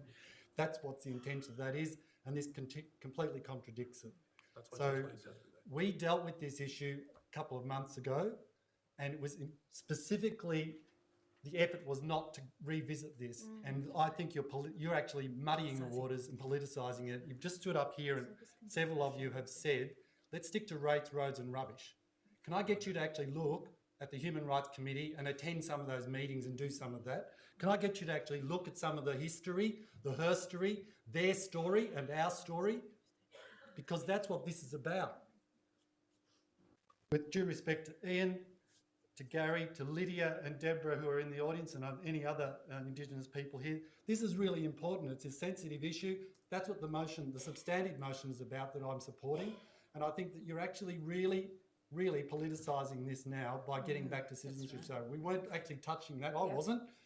And now you've started it. So you're really trying to complicate it. It's not very nice and I really object to it. Can I propose that the amendment be put? procedural. I mean the amendment, I don't mean the whole motion. Yes, I Yeah, understand. procedural, Yeah. put your procedural. Can I just ask the mover That was of a the amendment, would you be happy to change, reaffirms its commitment to hosting citizenship ceremonies on Australia Day, January 26th? No. I'll leave it as it is. Okay. Okay, so we've got a procedural motion that the motion be put. No, that the amendment be put. Sorry, that's right. That the amendment be put. So we'll need to vote on that now. All those in favour of putting? So, yeah, that's right. Sorry, of putting the debate. Yeah. Anyone else want to speak? All those in No favour. one else wants to Well, speak. you can't because it's yeah. I want to speak on the substantive. Look, I'll support the putting the amendment. We've had this Putting. debate. Yep. Putting the amendment. What do you want to speak on? So this is. I can speak after. I think. Whatever. I'm not talking about it. Okay. I'll vote. So let's just clarify. This is. Oh, you withdrawn it. Okay. All right. Councillors, we will now continue to debate the amendment. So, Councillor Abood. I won't be supporting the amendment. I think that the whole idea of the motion is to move away our celebrations from January 26. I'm married into a migrant family. I grew up in inner city Melbourne. I've been surrounded by migrants. I'm still surrounded by migrants, and I wouldn't have it any other way. I think that the citizenship ceremonies are very important, but I don't think they're important on that day. And I think that it would be quite okay if we just have citizenship ceremonies every single other day except January 26th. I commend Councillor O'Farnley's commitment to the citizenship ceremonies. I know that he loves the citizenship ceremonies. I take no issue with that. I just think just not that day. I think the idea of making an Indigenous elder or encouraging or allowing an Indigenous elder to do a smoking ceremony to make everyone feel like it's okay on the 26th of January is shameful, and I will not be supporting the amendment. Councillor Ratnam. Oh, I think. Sorry. Yeah, Councillor Bolton, did you have your hand up? Yeah. I think this argument came up when we last discussed having citizenship ceremonies on the 26th of January. I actually feel it's a totally spurious argument then and tonight, because by highlighting citizenship ceremonies on the January the 26th, it's almost like saying there's two tiers of citizenship for new migrants. It's a more important citizenship if you're one of the lucky chosen ones who gets to have it done on the 26th of January, but other migrants who get their citizenship on other days of the year have less important citizenship because they haven't got it on the 26th of January, Australia Day. I actually think this is a ridiculous argument. There's citizenship ceremonies on a range of dates through the year.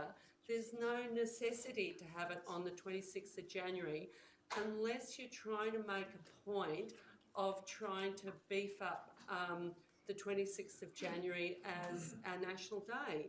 And we've already heard, if you actually take things seriously about the implications that the 26th of January had on the Aboriginal community in Australia and Torres Strait Islander community in Australia, this is not a unifying day. There's no reason, there's no good reason anyone has put tonight as to why the 26th of January should be our national day. Thank you, Councillor Bolton. Councillor Carly-Hannon. Okay. I would also like to acknowledge Ian Hunter, Deborah Holland, Lydia Thorpe and Gary Murray, as well as any other Aboriginal and Torres Strait Islander people who may be here with us this evening. So 2 meetings ago, I voted against changing our citizenship ceremony day from January 26th. I want to make it clear to everyone that I by no means meant that I support January 26th being our national day. And I will be supporting the motion to stop referring to January 26th as Australia Day. I do this primarily because of what January 26th means to our Aboriginal people. The date represents colonisation and a dark history for this country, including the decimation of the owners of this land, and in particular in Victoria, as long as many other states, but we're here in Victoria. However, I do not support this motion only for Aboriginal people. As an Australian, a descendant of migrants in different points of history, born in the city of Moreland, I do not believe that January 26th is the day to celebrate our successes and our diversity, the opportunities or the safety that Australia has provided so many. I would like to see a day that has real meaning for all Australians, that represents us as an independent, hopefully republic nation with the treaty with our First Nation people. However, I have decided to support the amendment to reaffirm that we will keep citizenship ceremonies on the 26th of January for now. I do not make this decision lightly, and I do recognise the pain of this day. I have thought about this a lot, and I've decided that keeping citizenship ceremonies on the 26th, whilst we continue with this movement and build our campaign to change our national day, is the right stepping stone to bring our community with us in finding a new and inclusive national holiday. I also do this in an attempt to protect our right to perform our citizenship ceremonies. Thank you. Thank you, Councillor Callaghan. Are there any further speakers on the amendment? Councillor Van. So I'd like to speak against the amendment. We've had this debate a couple of months ago, and out of respect for that decision, it wasn't reintroduced as part of this motion. And I have spoken to my fellow councillors about not reintroducing it to ensure that we have a process, that we build community consensus and take the community along with us as we build momentum to change the date. Out of respect for that process, we didn't reintroduce this, and I feel like it really undermines the working relationships we have as councillors to reintroduce this for a number of reasons. We've talked about citizenship ceremonies being really important. We all value them. We all know that they're the highlight of our council work. I know personally they've been the highlight of my term on council. I've loved being ceremonies on Australia Day as well, but not because it's on the 26th of January, but because that Citizenship Day is timed with the day that we celebrate our nation, in full recognition that we should change the day that we celebrate together as a nation, because the 26th is not an appropriate day. I've come to that awareness is by attending those ceremonies, now 5 years running. And if any councillor has attended those ceremonies on the day, yes, we celebrate because it's Australia Day, and there is an extra sense of pride on the day because the country has stood still to celebrate as a country. But if any of you have been there and you've heard our Indigenous elders who respectfully come to those ceremonies through great pain to do a service for us, to give us welcome to countries, to welcome our new migrants into this country. They do it through mourning and pain, and we hear it in their voice, we see it in their eyes, and if any of you has been there, you have seen that. I'm not sure whether you've closed your eyes or closed your ears or closed your hearts when you've been at those ceremonies, not to understand the pain it causes our First Nations people. We have an opportunity here not to keep punishing them. And that's what we can do tonight, councillors, to have courage. I understand that the federal government wants to scare us. And I know that many people will say, what are you doing as a local council trying to make these decisions? But great movements have started with people on the ground, grassroots movements calling for change. If we waited for our federal government to act, our country would burn, our world would burn with climate change. Our refugees would be locked up indefinitely because we have our banners saying refugees are welcome here. We create sanctuaries for people when our federal and our state governments get it wrong. Here we have a chance to lead from the bottom up. So show courage, councillors. This is a hypocritical motion to put into this substantive motion. It's a hypocritical amendment, and do not support it.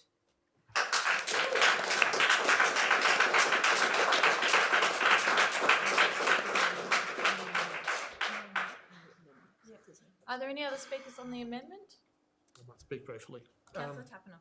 I rise to support the motion as I did 2 months ago, the amendment. And it is a difficult one because we do all acknowledge the hurt and the pain of January 26. However, and I've been to many of those, and I've hosted citizenship ceremonies on Australia Day, and you do see what an opportunity it actually is to tell the real history of what happened. Yes, it is painful. It is. But history is history. And I think it needs to be told. And there's no greater opportunity than on that day to reflect, to acknowledge, and to do it in front of our new citizens so they learn the real history of the country as well. It is possibly one of the greatest opportunities to have that conversation, not in a joyful way, but in a sorrow-reflective way. So I think having a citizenship ceremony on that day offers us that opportunity. And I know that it's been taken up by each and every speaker, and I know I do and acknowledge the hurt and the pain in each and every speech I give, not just on that day, but on every Australian citizenship ceremony. But the real reason why I think it is important to reaffirm our position is so we can continue to host them. They are some of the best, most appreciated functions of our new citizens. And I know we do a better job than the department. I hear the complaints whenever the department holds one. They say, why didn't we get the food, the music? Why didn't we get the speeches? That's what our citizens say. The department doesn't do it as good as Moreland does. It really doesn't.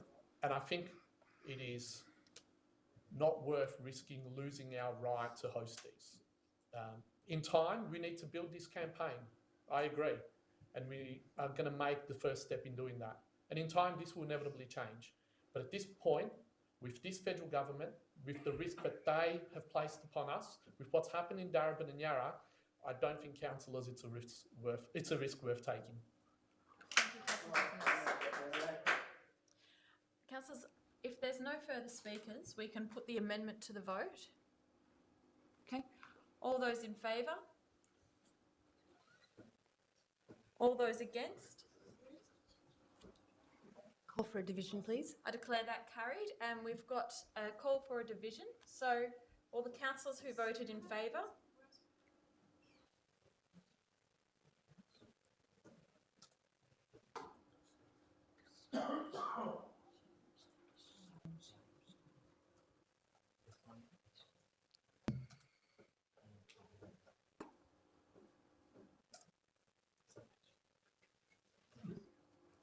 And the councillors who voted against?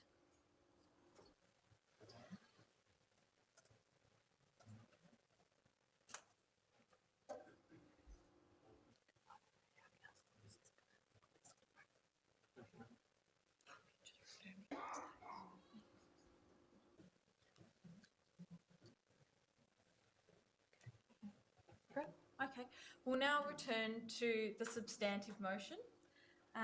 So, are there any other councillors who wish to speak? Yeah. Councillor Abood. Thank you.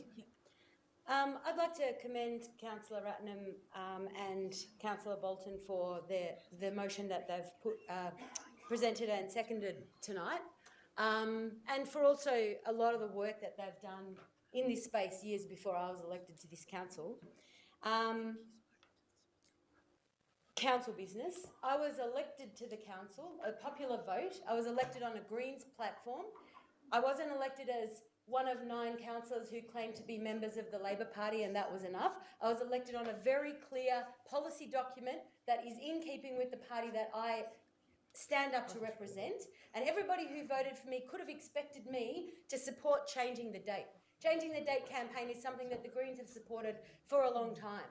I'd like to commend my fellow councillors across the creek in Darebin and close to the river in Yarra for taking action on this stuff.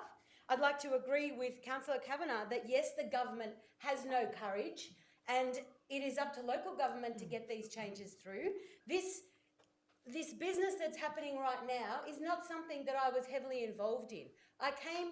I got involved in the Reconciliation Committee because when I got elected to the council, there's a whole lot of other stuff that goes on that's not rates, roads and rubbish. I'm on the board of the Series Committee. It's nothing to do with rates or roads or rubbish. I'm on the Reconciliation Committee. It's also nothing to do with rates or roads or rubbish.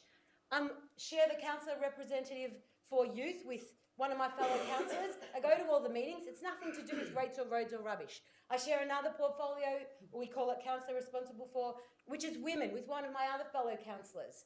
Nothing to do with rates or roads or rubbish. That's purely, most of those are specifically to do with people. This is my role as a councillor, is to represent the people who elected me. I'm acting in a way that they would have expected me to act because of the platform that I was elected on, in keeping with my party's principles. There's no secrets here about what's going on. A lot of my supporters will recognise this line. I do have the courage and I do have the vision to take action on this. And I do it because there's 2 men in this chamber that disagree bitterly with each other, and they're not fighting in a pit like dogs. They're not out on the street trying to tell everyone around them why they should hate the other guy. This is a civilised culture that has been around longer than any living culture on the face of this earth, and we are not going to destroy it, and it's time we stop trying. And that is why I'm supporting this motion, and I'm doing it with pride, and I hope we'll call a division, and I hope it gets through, and I hope everyone knows forever that I supported this, and I'm doing it because I know that this is not going to go away, and we need to support Aboriginal culture in this country.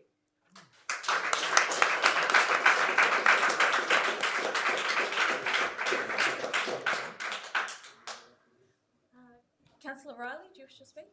Yes, just briefly, some passion here tonight, which is very good to see, and I'd like for us to wrap this up because there's an awful lot of other business which is perhaps not as important as this item. I too stood on a platform, Councillor Kavanagh, and it was probably one of the few councils that actually had a declared platform. It was very detailed. We've got 4 platforms. I'd encourage you to go and have a look at them. So we're up in public about it, I'm open about it, and this fits in with what we've stood for around human rights, Indigenous rights, and the Greens have been advocating for this for a very long time, so I'm very proud of that. I would ask, I'm a little bit horrified actually that our history tonight is being revisited here. I think it's good that we are revisiting, but that some people seem to think that it's not a good idea. And I would just like to encourage people to go back and have a look at it. I've been teaching for over 30 years, and the curriculum in Australian schools has changed dramatically. And if you think that we don't teach about the massacres that Indigenous people have suffered and well-documented cases, then think again. There will be other days other than the 26th of January, which will be offensive and will be inappropriate to celebrate Australia Day on, because there are significant massacres in Gippsland, in Western Victoria, and I don't want to hark on this too much because it's actually going down the wrong road, I'm sorry. I do want to emphasise the fact that this is a step in the path to reconciliation. You all remember the apology in 2008. That was a significant event. A significant event that the side of politics that I used to support, grew up supporting, could no longer support because of their stance on refugees and other things, where I had to actually stand up because I couldn't stand it any longer and join the Greens, because the left of politics had abandoned some of its very important stances, and that's why I couldn't stand it anymore, and I became a Green member when I came to Moreland. So this is about reconciliation. It's also about treaty, and I would like to remind certain councillors of a certain political persuasion in here tonight that you're actually negotiating a treaty with the Indigenous peoples in this state. And if you can vote this amendment down, then I defy you and your party to continue to debate, to reconcile and to get a treaty with the Indigenous peoples in this state. How could you do that? What policy do you stand on? What history do you stand on? What history do you teach in your schools?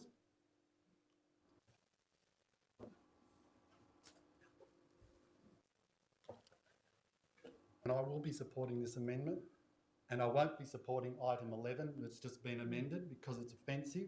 This wasn't about Citizenship Day. I actually think Citizenship Day is one of the proudest things that we do in this city, and I'm very sorry that this has been dragged back into this debate because it wasn't the intention of this motion. I'm really, really sorry that that's been brought back in. Thank you, Councillor Riley. Councillor Tapanos. Thank you. There's been a lot of discussion about politics, and many political parties mentioned. I would stay away because I don't think this is about politics, but it is about the right thing to do. Every nation has a national day. It's important that they do. It's a time to celebrate achievements as a country, and we have many of them in science, education, the arts, in sports, and in many other fields. We are a proud multicultural country with people from all corners of the globe, and it's really what makes this country great, and I really do believe that. Apart from our First Nations people, We have all come from across the seas to advance Australia fair, and I believe we're the best example in the world of a multicultural society. I am a proud Australian and I am proud of what we have achieved together. We've come a long way as a new nation, and it's worth celebrating our achievements on a national day. But our history does not start in 1788. It's a lot older than that. It goes back tens of thousands of years to the Dreamtime, and Australia Day is a day of celebration. But one must ask ourselves, what is it that we are actually celebrating on 26 January? We all know the history. We all know what happened. Dispossession, spread of disease, massacres, genocide.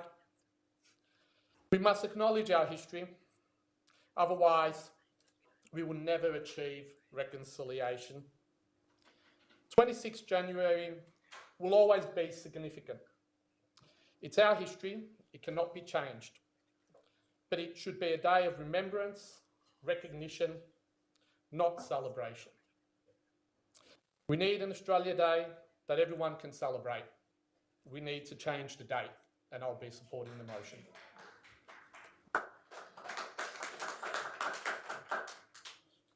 Thank you, Councillor Tapanos.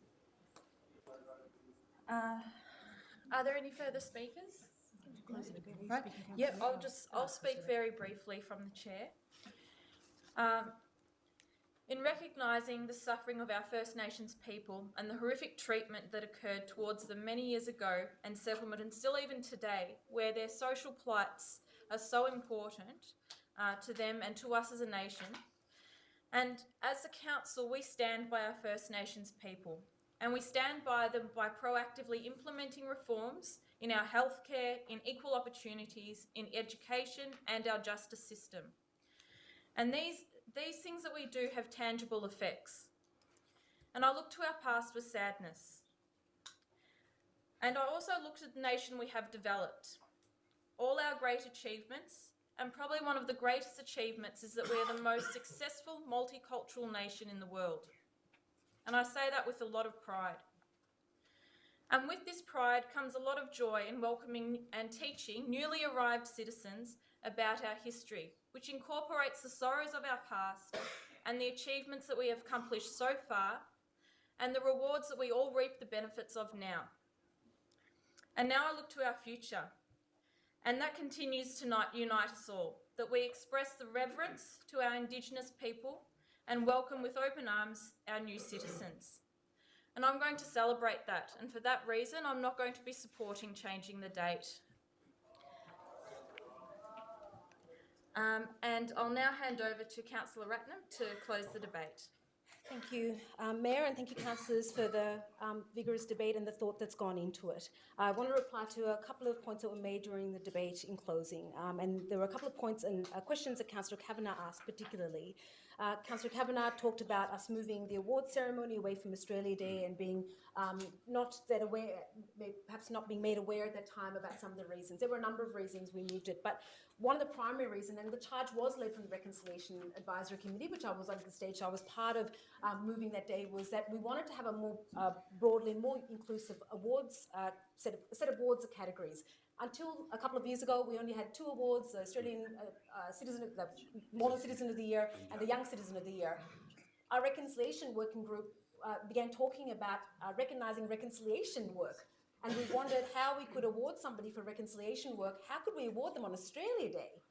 And so began the conversation about, well, we can't have an award ceremony on a day that is so significant and is so painful for our Aboriginal community. And so began the process of that council to embark on a review and move the ceremony. So it was a significant part of the reason why we did that. But I acknowledge your question as well. You also asked about the mandate. A number of people have talked about the mandate. Do local governments have a mandate to talk about this? And they say, well, that wasn't on your election material, therefore you can't even speak about this in the chamber. I tell you what our mandate is. Our mandate is reconciliation. This council is committed to reconciliation with our First Nations people, and every councillor around this chamber should know that, because we have a Reconciliation Advisory Committee, we have a Reconciliation Action Plan, we do a number of events in partnership with our Indigenous community to celebrate that, to continue to push our work of reconciliation to a new level. Because we are committed to reconciliation, we are committed and we should commit ourselves to this campaign because this is about true and deep reconciliation. I ask councillors, you still have the choice not to support point 11, and I would ask you to think deeply about it. I want you to think about what side of history you will be on. I hear the fear that's talked about, people talking about, oh, we're scared, we're going to lose our citizenship ceremonies because the big, bad, bully federal government has tried to throw its power around instead of listening to the people, without listening to our First Nations people. That same federal government that goes and intervenes in Aboriginal communities, introducing patronising and paternalistic measures to control populations, it's wrong. If you disagree with our federal government doing that work, you should disagree with them throwing their weight around to try and threaten councils to achieve their agenda. If you support the citizenship ceremony being retained in that point 11, you are supporting the agenda of this federal Liberal government. And I ask all my colleagues to consider that very, very deeply. Consider which side of history you will be on, because one day we will get the change of the date, because we are not going to stop until we achieve it. And I ask you to be on the right side of history, on the just side of history.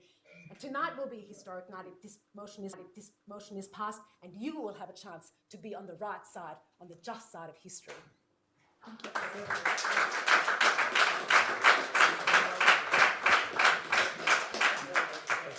Councillors, do you wish to go through this point by point? Yes, please. Yes. Yes. Okay. No, I actually, Yes, I'd I like to don't see move. the need for it.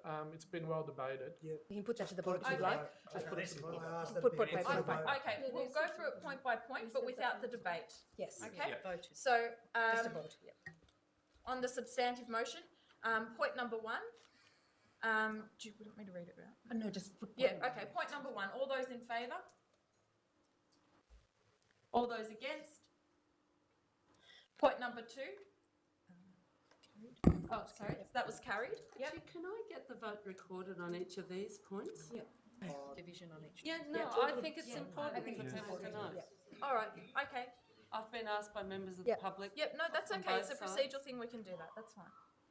Okay. So point number 1. All those in favour?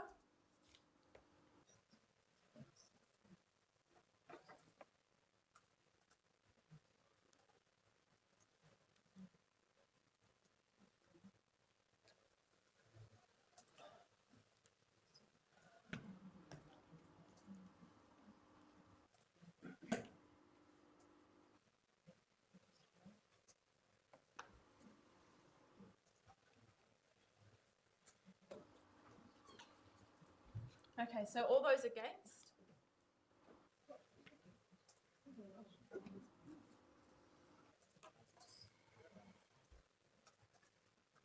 Okay, you might be copying and pasting. It's a single motion and we're voting on it we're voting on individually. separate. I don't Yeah, understand. okay, so point number 2, all those in favour? So that's carried unanimously? No, it's not. Oh, sorry, sorry, I didn't see your hand. All except Councillor Franny.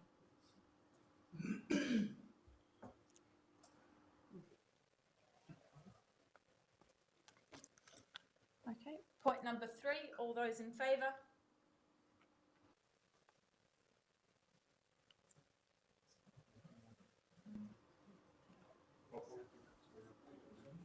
Yes, on each one, a division on each one, yeah. So same as the top one.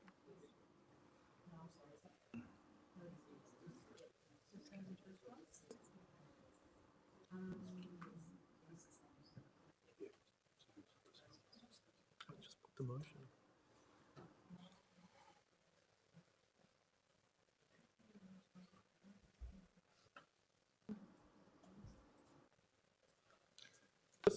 Just a point of, if it's point 11 that some councillors want to vote against, perhaps we can put the whole motion. Let's go at- point by point because with the there's exception of point 11. No, I've got. We've already not voted the same way on Yeah. the first. Okay. Are we happy with the All right. So point number 4. All those in favour?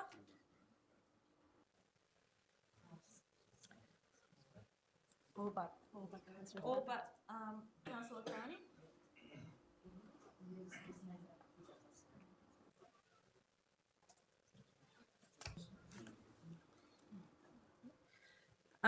Point number 5.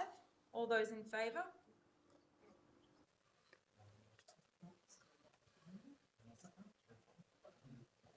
No? No.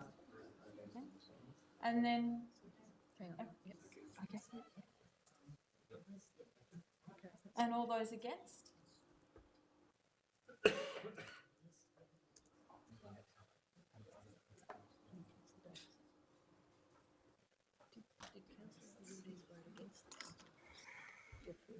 Against. You need to declare them as they're done as well. Yeah. So, okay. It's carried. Point number 6. All those in favour? It's history.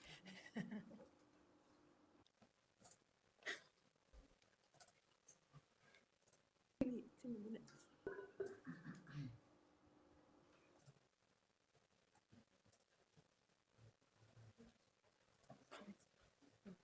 All those against?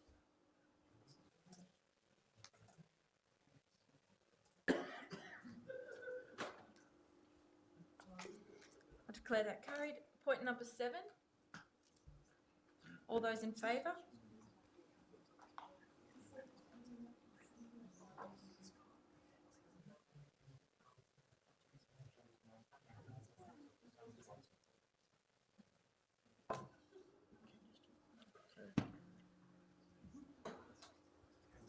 All those against? So that's carried. Point number 8. All those in favour?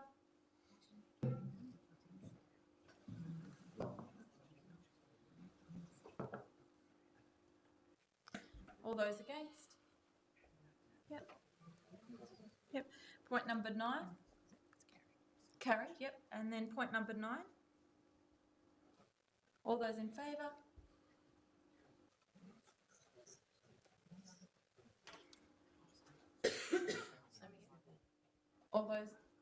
All those against? That's carried. Point number 10. All those in favour?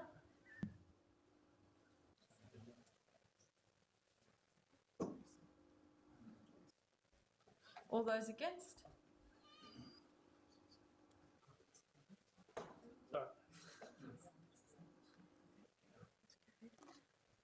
And point number 11,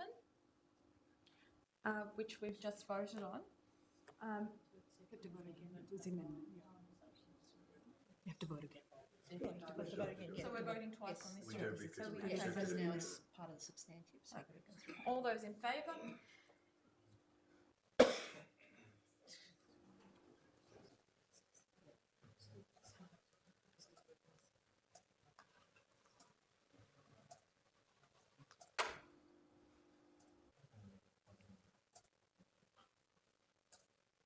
All those against?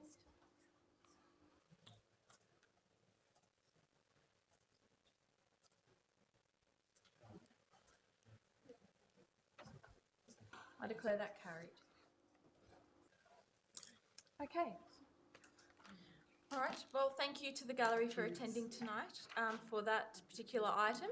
I'll now call for a very short 5-minute adjournment. So those of you who wish to stay for the remainder of the meeting may do so. Otherwise, thank you for attending. Yes.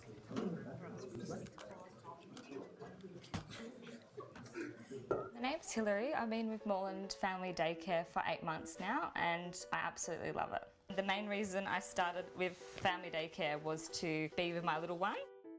Family Daycare is a small environment, so mostly I only have 4 children and it's in a home Moreland have been really supportive of the whole thing and they helped me find children when I first started. There's so many benefits of working family daycare and becoming an educator. Working in your own home, flexible hours, also just watching the other children grow and being such a part of their life. I recommend to educators that want a good life balance if they have their own child. Family daycare is a great avenue to go down.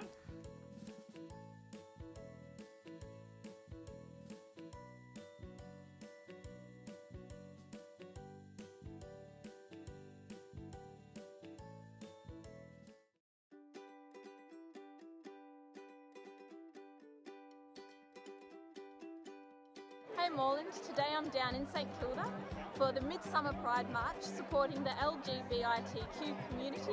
It's a beautiful day. I'm proud to be here representing Moreland, walking behind so many wonderful dedicated people. This march goes towards exactly what our values are. At Moreland, we're one community proudly diverse. More pride! More pride! More pride! More pride! More pride! More pride!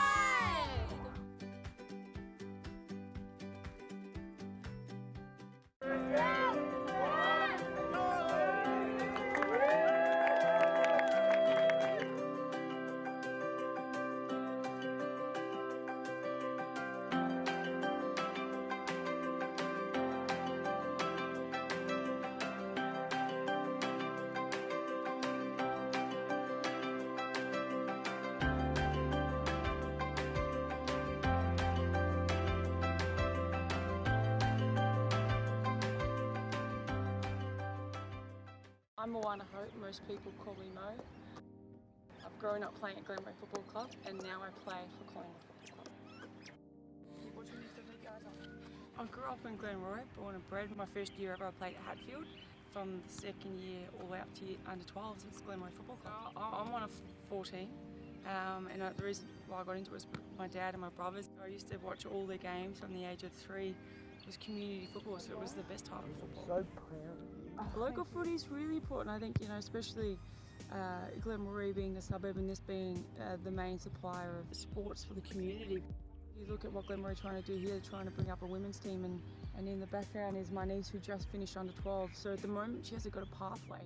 So Melanie's played for Glenmoree from the same age as me, from the age of 7, and she is now too old to play boys football. So she's excited about the girls team, aren't you? Very. So she's extremely competitive, not as good as me. Calm down. Probably a few kids are not on the right road, and I think if you give them that sport or that outlet to go and meet new people, it can benefit the community in more ways than one. What do I say to girls? It doesn't matter who you are, what your skill level you are, what fitness level you are. It's a good environment to be in, it's fun, you meet new mates. This is where you want to be, so come down and have a kick.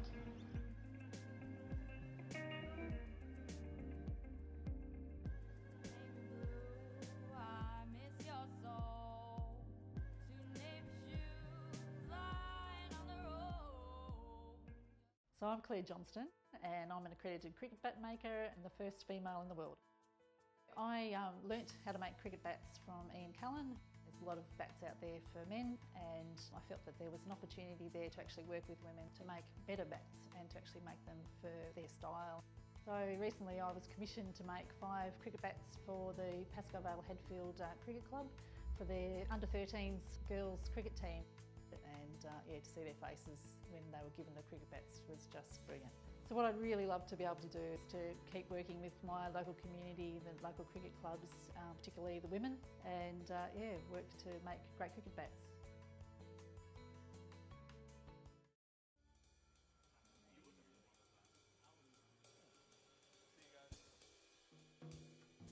My name is Michael Tortoni. I'm the founder of Melbourne's legendary jazz club, Bennett's Lane. I've recently moved to the very, very cool Brunswick. The Jazz Lab here on Leslie Street, Brunswick is Melbourne's new home of jazz. In my old club, you might have seen Prince for a late night set, or the Wynton Marsalis Band, or even the Harry Connick Jr. Trio. My new club will also host stars of contemporary music, starting with the Bill Frisell Trio for the Melbourne International Jazz Festival, as well as local stars. So drop in for some great music and a drink at the Jazz Lab.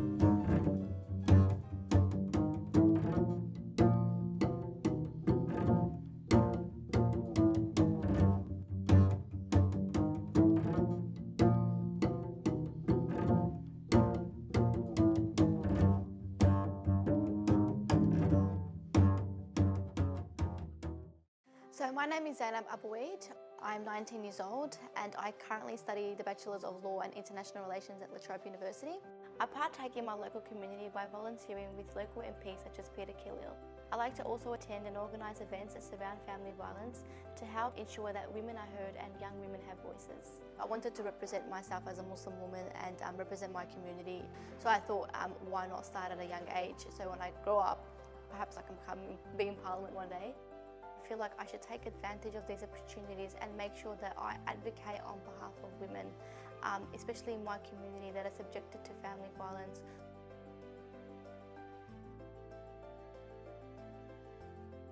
My name's Leslie. I have been with Moreland Family Daycare as an educator for over 36 years, I think. Family Daycare is a wonderful organisation. We look after children in our own home, they blend in with the family, and it's fantastic. I love Family Daycare. I can choose my own hours, very flexible. I've made wonderful friendships with lots of the families. I'm now looking after children of the children I used to care for. The children just growing and developing is a wonderful, wonderful experience for me every day. I'd recommend Family Daycare to anybody and everybody. Oh, where's my Scouty snuggle? Where's my Scouty snuggle? Can I have a Scouty snuggle? How's your tea party going? My name's Hilary. I've been with Moreland Family Daycare for 8 months now and I absolutely love it. The main reason I started with Family Daycare was to be with my little one. Family Daycare is a small environment, so mostly I only have 4 children and it's in a home. Moreland have been really supportive of the whole thing and they helped me find children when I first started. There's so many benefits of working Family Daycare and becoming an educator. Working in your own home, flexible hours, also just watching the other children grow and being such a part of their life. I recommend to educators that want a good life balance if they have their own child. Family Daycare is a great avenue to go down.